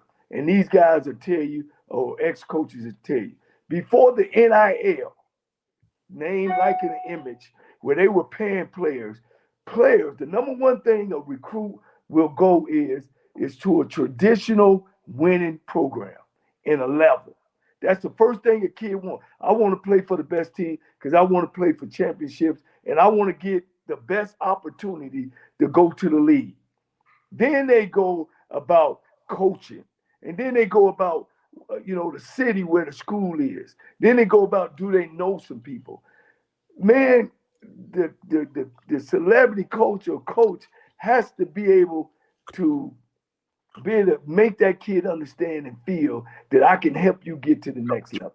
Coach, let me say this, Coach, and I want to point this out, and then we'll let Johnnie. Rocky. Okay. No, Rocky. What I was going to say, I think you misunderstood something. You're right that football has to grow.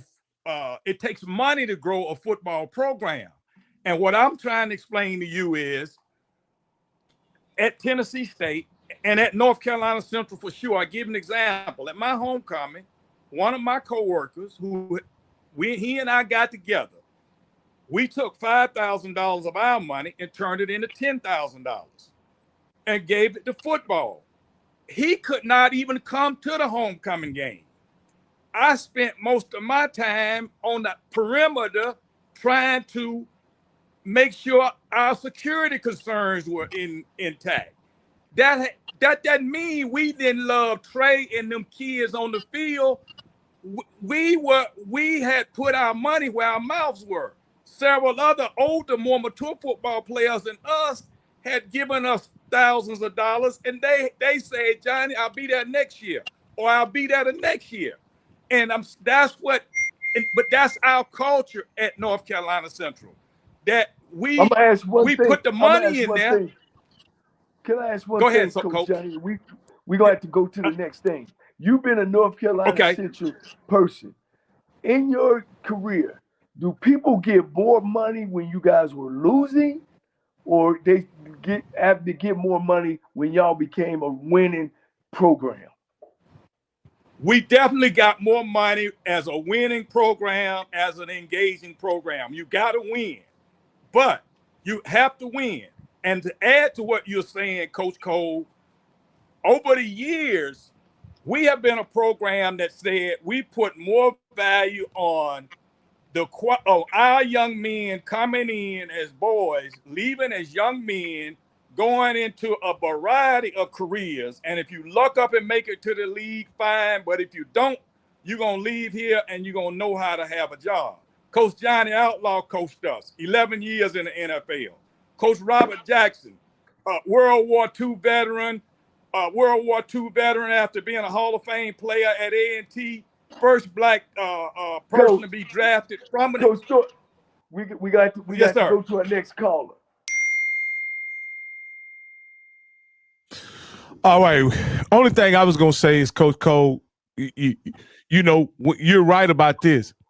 Winning used to matter. Winning is not important anymore, because you know the two most popular college football players this season, you know, the previous year they only won 4 games. And who is that? Travis Hunter and Shador. They were the two most popular players in college football, and the year before they won 4 games from a non-traditional program. So who the coach is in this particular iteration of college football, who the coach is matter, and the attention that the program gets actually matters as well. Go ahead, Marco. I agree and disagree with both points, celebrity coach and no celebrity coach. I can find agreement with non-celebrity, just traditional coach. I can find agreement with hiring a celebrity coach, but I want to point to what the problem is. The problem is the failure of the SWAC and the MEAC to make strategic alliances and partnerships.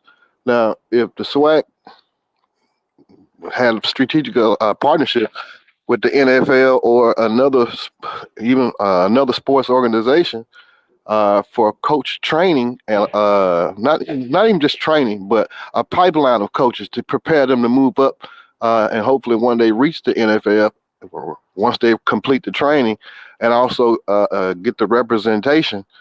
That then we wouldn't be hiring celebrity coaches because the pipeline pathway would be in place.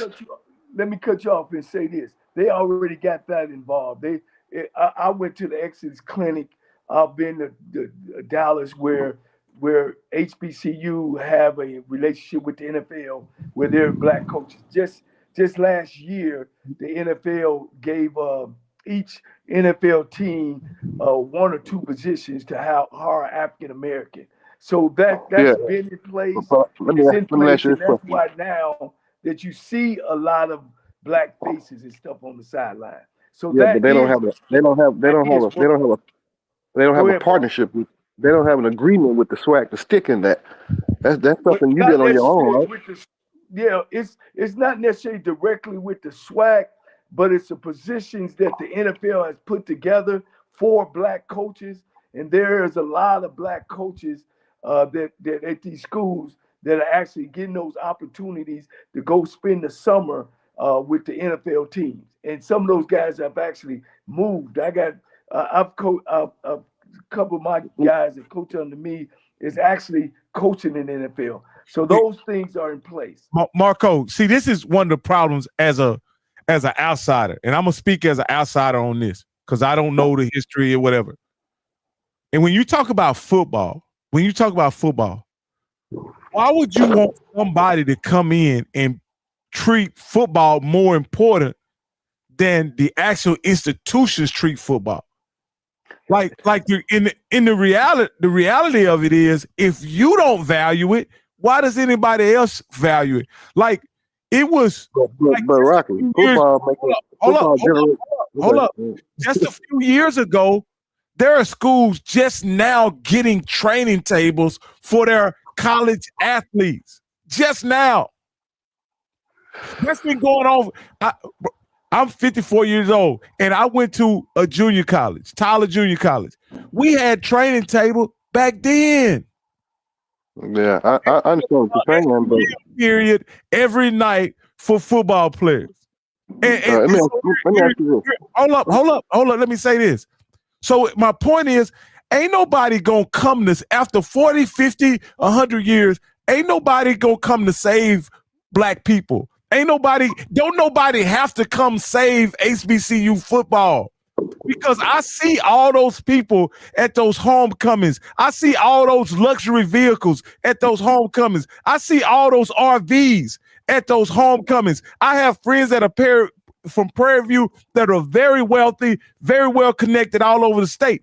Don't nobody need to come save HBCUs. That's why we don't need no celebrity coaches. Don't nobody need to come. Hold on.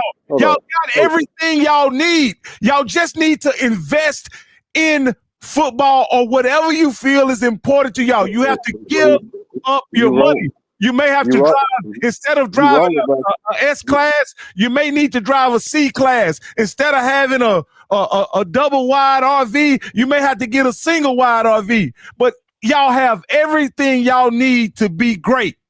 You answer my question. And we don't need a celebrity coach.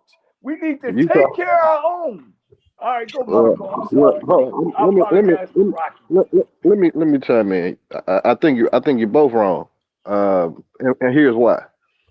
The reason why you're in a situation where you need a celebrity coach is because the school is not spending the money for advertising and marketing for the program.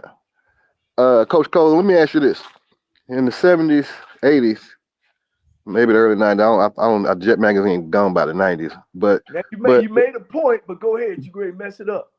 No, I'm not messing it up. Back in the day, we had national publications that actually handled PR and marketing for all the HBCUs at some point in time. Every time you got a Jet Magazine, it was an article in there about Eddie Robinson, an article about some other coaches, or South Carolina State. It was the football, the star player, whatnot. Every magazine sometimes had the cheerleading squad in there, HBCU in there sometimes. There was other magazines that had it in there.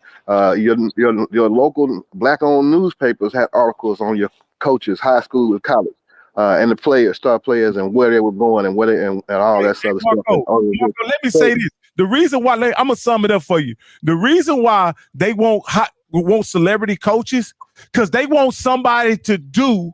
They want their people to do what they know they should do. And the only reason they'll do it is because is when they have a celebrity coach.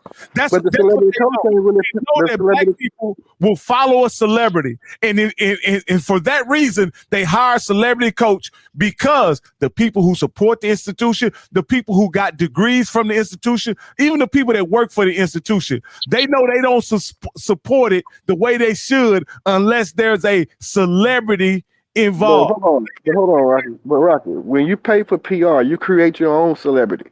And go back. Hold on. Let me make my point now. Let me ask you. So hold on. What's his name here? Well, the other guy on here. What's his name? Mr. Campbell. Miss Campbell. What is the percentage or the amount of money that FAMU is spending on promotion and marketing in their athletic budget? All right, let me now that because I don't want to be non-factual. I don't know that answer, but I want to point out. So I want to. But the point I'm trying to make is a perennial winning program. Before you answer that, there's a difference in how FAMU markets itself locally in the Tallahassee market that everybody from the outside can see. There's a difference right now in what Jackson State is doing locally in its market that everybody from the outside can see, even A&T, even Southern.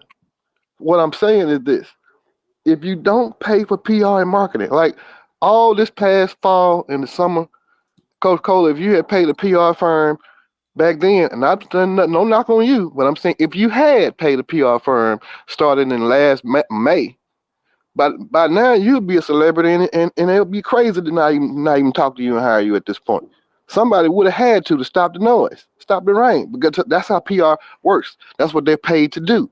You tell them what your objectives is, they tell you what the monthly fee is, and they put you in position. That's the cheat code. That is business.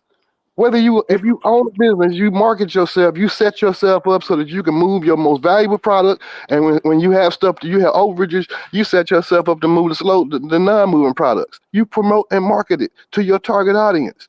We're not seeing that in HBCU sports. That's why our stadiums are empty. Marco, can we move to the next one? Because we look, we got to get to the parties too now. You know. All right.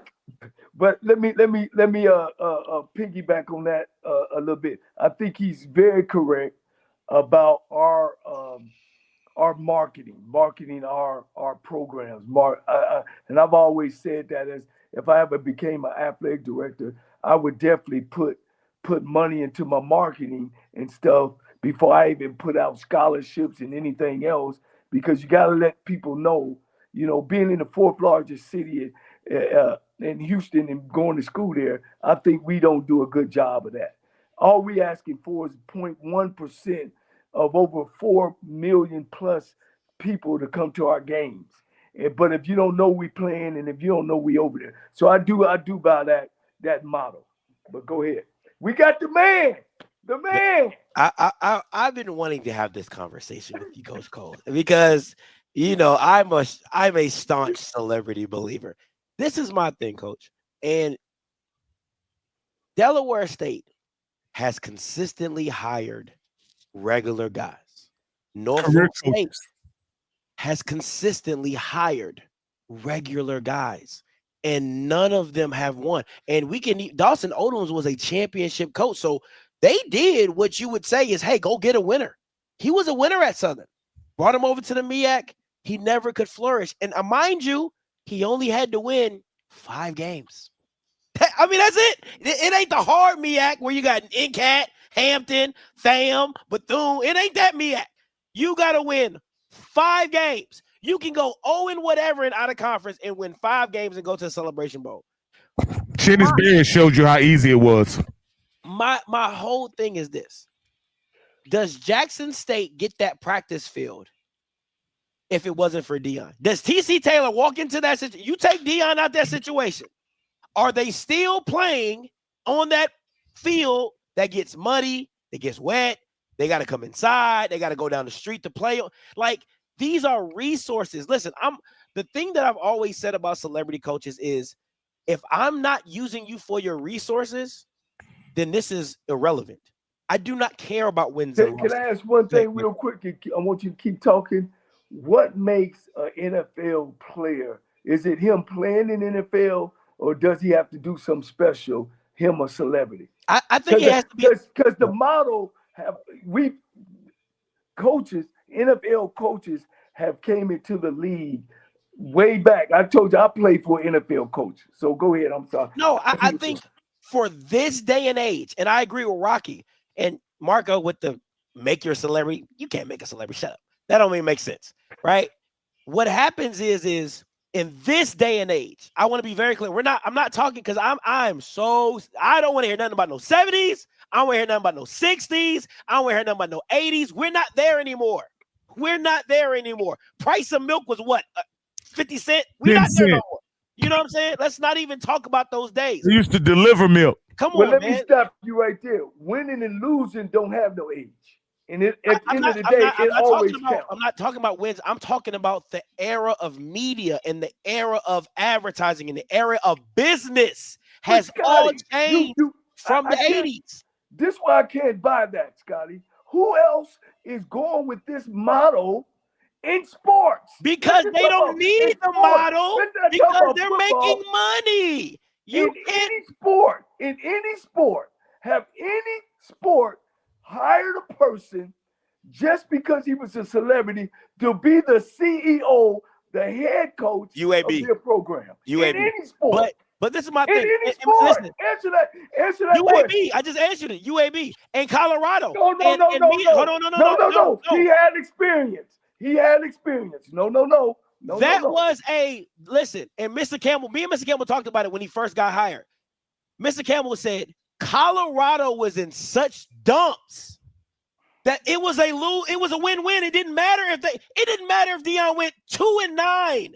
just the electrifying stuff of what DeSean did reinvigorated their financial department. Where did he They do went it, 4-7, and they had like a 1,500. It was a crazy increase Scotty? in merchandise and purchases. HBCU gave him the platform.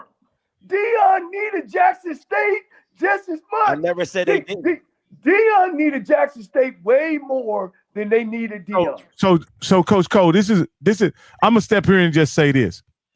You can't compare the condition of HBCU football, right, to the condition of Colorado. They've needed two different things. Colorado already had a state-of-the-art football stadium. They already had state-of-the-art practice facilities. They already had state-of-the-art treatment facilities. They were pioneers in sports medicine already. They had training tables. Well, wait a minute. Hold on. I got to actually. DeSean Wait a minute. I got training from Jackson State. But wait a minute. If there's no Jackson State to give DeSean the platform, it's no Colorado. Nobody's saying you're wrong. Nobody's saying you're wrong. You're right, Coach. Nobody's You're right. wrong. Go ahead, Mr. Campbell. So, exactly, Coach. If DeSean was a flop, excuse me, Coach Bishop, I know because we got to go get them drinks now. If DeSean was a flop, if DeSean flopped at Jackson State, it was no Colorado, and Jackson State will still average 39,000. And they would have had a practice field. That was all to me. And they would have had a practice field. And if you gave the job to TC Taylor, you wouldn't have a practice. You wouldn't have a brand new practice field. No, you listen. The players' lounge in the new locker room that was on the way. The practice field that he got through Walmart, that was not through Jackson. That was through DeSean Sanders' connection. Partnership with Walmart. But go ahead, Mr. Campbell. All right. Well, listen, I want to add, because I think this is fascinating. But see, I think both have a play. But I'm going to ask a question to you, Scotty, because I like what you're saying. But I want to compare apples to apples. Now, give me a few seconds. Yeah. Big Sky, Big South, Coastal Athletic, Ivy League, Missouri Valley, Northeastern Conference, Patriot League, Pioneer League, Southern Conference, Southland, United Athletic Conference. Why are those are FCS conferences, schools that are comparable in size with, and some even athletic, but why they not hiring white celebrities then? Because there's way more white people than celebrities. Why are they not going to get some white?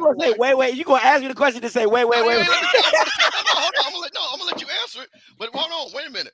There are a bunch of white NFL players that are stars. I just see that they go coach high school, right?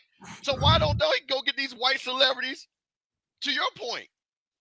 So why they don't do it? I got a reason, but go ahead, Scotty. My thinking, because I don't know every FCS conference, I can't speak on that behalf, but I will say this from I'm like, they feel like they don't need that. Oh, no, it's simple, Scotty. They can't afford a white celebrity. I don't know about these that. White celebrities are not on the same level as DeSean. No. So this is what I'm saying. I don't think you can afford to FCS school can afford to pay Trent Dilfer. Wait a minute. So hold on. I don't agree with that one. No, I don't agree with that one. There are a bunch of white boys. If we just go, I tell you what, if we go Google white NFL player that are coaching in high school, right? And I'm talking about some of these are all pro players. That's like Philip. Let's say Philip Rivers. Thank you, Philip Rivers. Why one of these white conferences called Philip Rivers and say, "Hey, come coach"? He's a celebrity because they waiting on him to learn how to coach and learn how to be a head coach. That's how it works. To me, I look at it like maybe this is just how embarrassing. It's embarrassing, Scott. I look at it like this. It's the same way I felt about Vick going to Sacramento State, then going to Norfolk. You take your ass up to Sacramento State, you gonna get your ass beat up. Like it ain't no 5 games and moonwalking into a championship. That ain't what it is. It's I gotta win the Big Sky. And then I got to get my butt in the playoffs and then make a run in the playoffs. Like, that is a different level of football. And to me, I don't think – I'm going to keep it a buck with you. If Chin is – if the MEAC – I'm just being honest with y'all. If the MEAC and a lot of SWAC school, like I would have loved to seen DeSean in the playoffs. Real talk. Like I would have loved to seen DeSean's teams in the playoffs just to see what he could really, really accomplish. The MEAC and the SWAC are not playing. That's not. It's like rec league above AAU league. Like that's what HBCU football is to me. It is rec league, and the playoffs is the FCS playoffs is AAU. It's a different level. That's why when you guys go against these teams, you get mollywopped or you don't win. It just is what it is. That's why those Trey Oliver wins over Elons and the battles that he's had with Elons and the battles he's had with other white conference, they mean a lot more to me than you turn around and beating up on a bad Delaware State, beating up on a bad Norfolk State, beating up on a semi-good Howard or whatever, and then Chennis Berry's team or whatever. Like, come on, man. Like, you can't. That's why what Eddie George did in the Big South, it's 10 times. And I'll say it to this. The Jackson State team, Coach Cole, that you think is so dominant, the one that just won the Celebration Bowl, you can never know because they don't play nobody. They don't play anybody. They don't have a great out-of-conference schedule. Now, can I talk? I played in the Ohio Valley Conference when it was tough, where coaches left there and went on. And now the Ohio Valley, which is now the Big South, have taken on a whole bunch of Division II programs like Linwood and Charleston Southern and those guys, new programs. So, yeah, you win a championship, you win a championship. So I wouldn't say that, but I think Jackson State would get in that conference and run through that conference. Now, I just really feel that way. Well, Scrocky, let me ask you this question. I just looked up. So, Southland Conference, East Texas State got 12,000 students, which is more than probably every SWAC school, right? Why they ain't gonna get a celebrity coach that played? They did have I think Ryan. What's the Ryan Leaf? He was an OC at one point. Okay, so I won't say, but no, I'm just using it as an example. So it's amazing to me. This is a school that's comparable in size, right? They're in Texas. Guys, Miss Scotty, you good at what you do. Do you understand that we're hiring people with no experience besides being a player to be the face of the university? I have no problem with it. None whatsoever. Because I was hiring. Do you think, okay, who would you rather have? Lee Hall or DeSean Jackson? I'll take your pick. Take your pick. Would you rather have Lee Hall on your third year being irrelevant or DeSean Jackson and you're pulling down recruits like hotcakes? You are a hot brand right now. Antonio Gates Jr. does not go to Delaware State if you have Lee Hall, Coach Cole. What about this is hard? I'm not understanding it.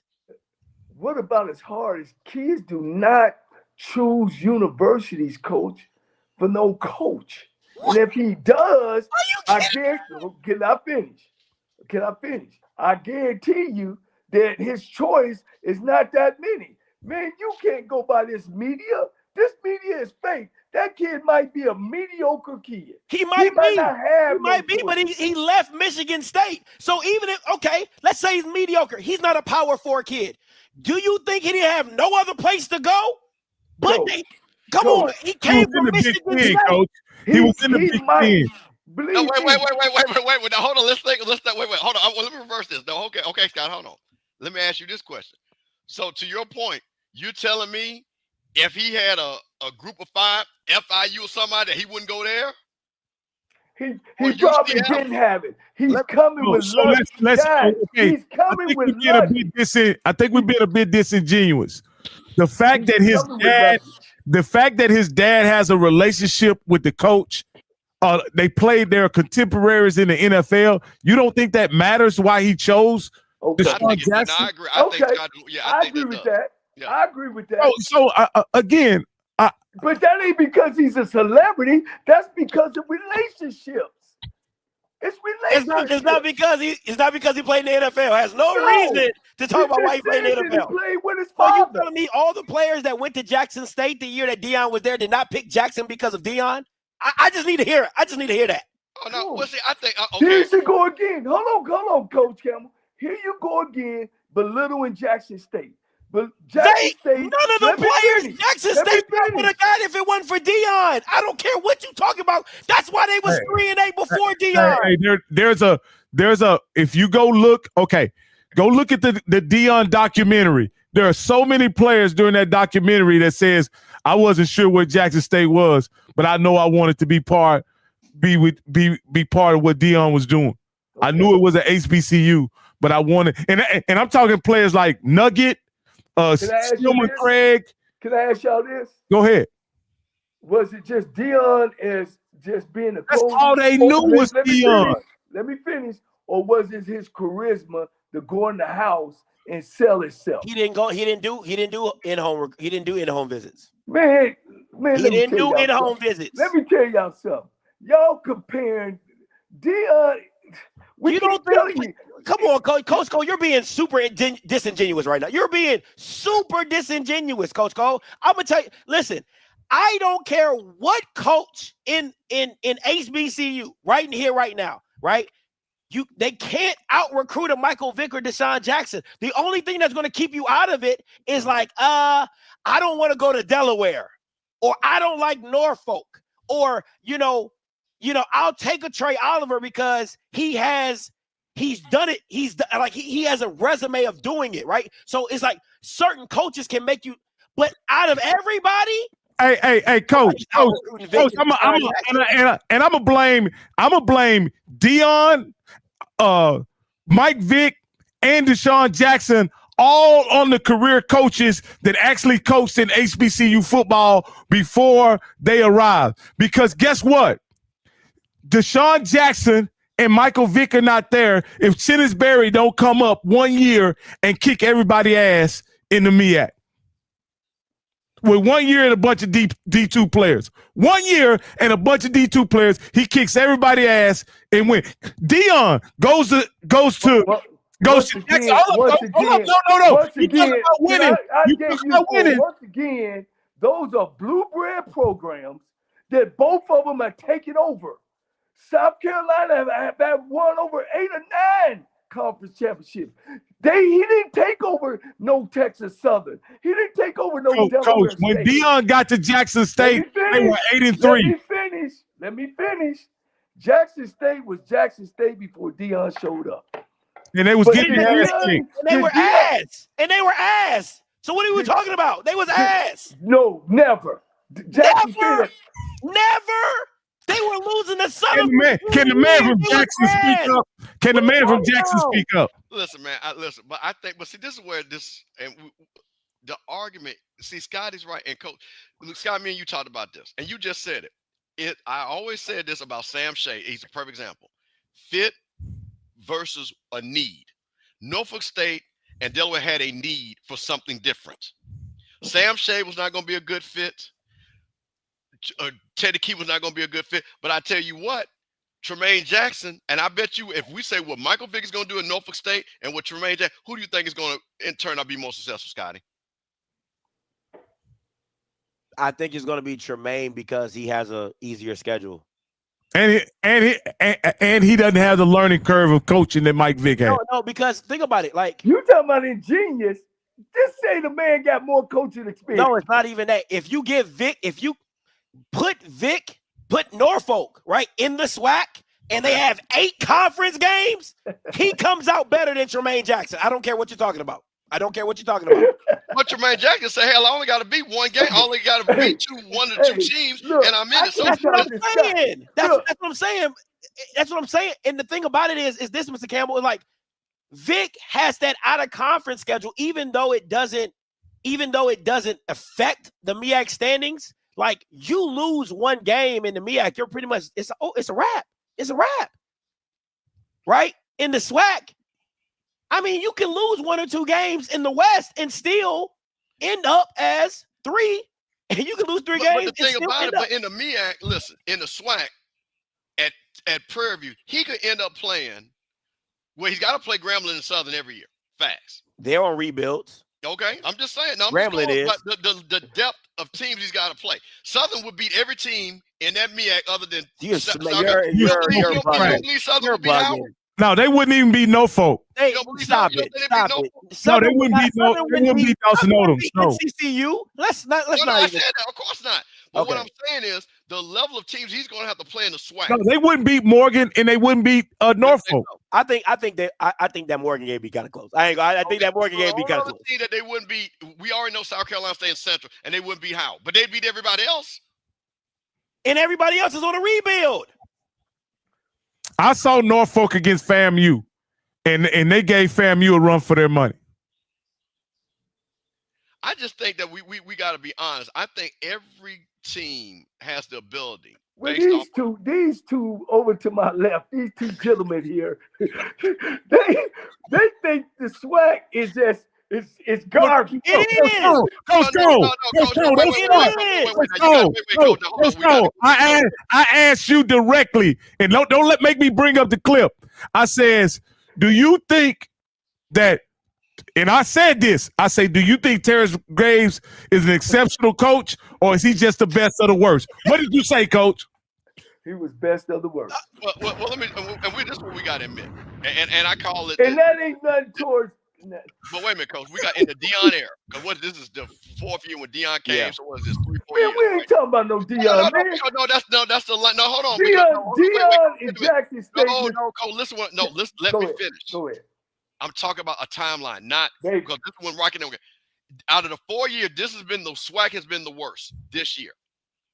This is the worst out of those 4 years. Yeah. Because year 1, year 2, and even year 3, you have better teams. It was Jackson State, and everybody was up here. That was not like that the first 3 years. It was not. It was not. So the only thing that I'm saying is, and that's what my question was originally to you, Scotty, what you're saying about that. I'm just curious why white conferences that are on our same level don't do the same thing. That's the reason why I don't think me personally, I don't think they need to because of the resources. But let me say this. I'm gonna say this, and I'm gonna go right. Coach Cole, this is why I said the SWAC is bad. If you have a losing record to every out conference, Southland, you have a losing record. OVs, you have a losing record. Well, I don't know what we're talking about. You can't. I don't. It's you. Southern got beat 51-7 to Nickel. What are we talking about? And they were in the championship game. Listen. Until you beat out of conference opponents that are in the same rec league as you, what are we talking about? So let me ask a question. So you think bringing in a celebrity guy with no experience is going to be something different? I think there's going to be more talent to compete at that level. That is my issue. I think there's more talent to compete at that level, and we'll see it more in the MEAC. Why? Because they have to play out of conference games more or less than what the SWAC has to do. The SWAC needs to turn them conference games down and turn the out of conference games up to be recognized as a real football program. We will see, because all I've seen in the Celebrity Bowl, Jackson State beat the hell out of South Carolina State. Didn't they lose? Oh, they're not. Neither one of them were celebrity coaches. What? I'm out. Hey, Mr. Campbell. And you said this, Mr. Campbell. You said that the biggest difference between the era prior to DeSean and when DeSean got there, the talent level in the SWAC raised up. You even said that. No. I believe. Now, wait a minute. So I want to be clear, because this is when the transfer portal, things are different. And coach is right. And I think you could always drop down and immediately play. That's nothing new. We've had players to do that, just not to the level because of the portal itself and what it means. Because I'm going to tell you something. Be clear. A lot of these kids get in the portal, they're thinking they're going to go to the same level. And what happens is, to Coach Cole's point, there are no offers, and then they're like, you know what? Let me go to Jackson State. Let me go to FAMU. Let me go to some. Because trust me, in our heart, if you don't believe it, we got kids that came. The kid that left from LSU came to FAMU. That boy dipped, but he didn't get another thing. Look at Nobles. Nobles play. Hold on, wait a minute. Nobles should stay at Jackson State and be the defensive player of the year. What does he do? He wants to go back up, and that's why he left. If he would stay at Jackson State, and we're going to try it, be the same that all them guys left FAMU. And those guys didn't even play. If they would have stayed at FAMU, they would have been all conference, they would have been all Americans, and they would have been at the HBCU Legacy Bowl where NFL people would have seen them. Well, yeah, you got, Rocky, you gotta all those guys this because they're in the portal and because they play Division 1A, that don't mean they come with some luggage. They come with, some attitude luggage. They come with some talent luggage. They come with some luggage, coach. Believe me, I've coached some of the best. But guys, look here, man. We gonna cut it right here, man. Another boy, appreciate you. Man, I love you guys. But hey, man, I tell you, thanks for guys for watching. We're about to bring in a new year. I got to be able to get where I need to get. My boys got to get where they get. Hey, look, this is the end of the year. I'm tying the knot and I'm holding on tight to the next year, 2025. And if you have any problems, man, tie that knot, hold on tight because ain't nobody bad like you.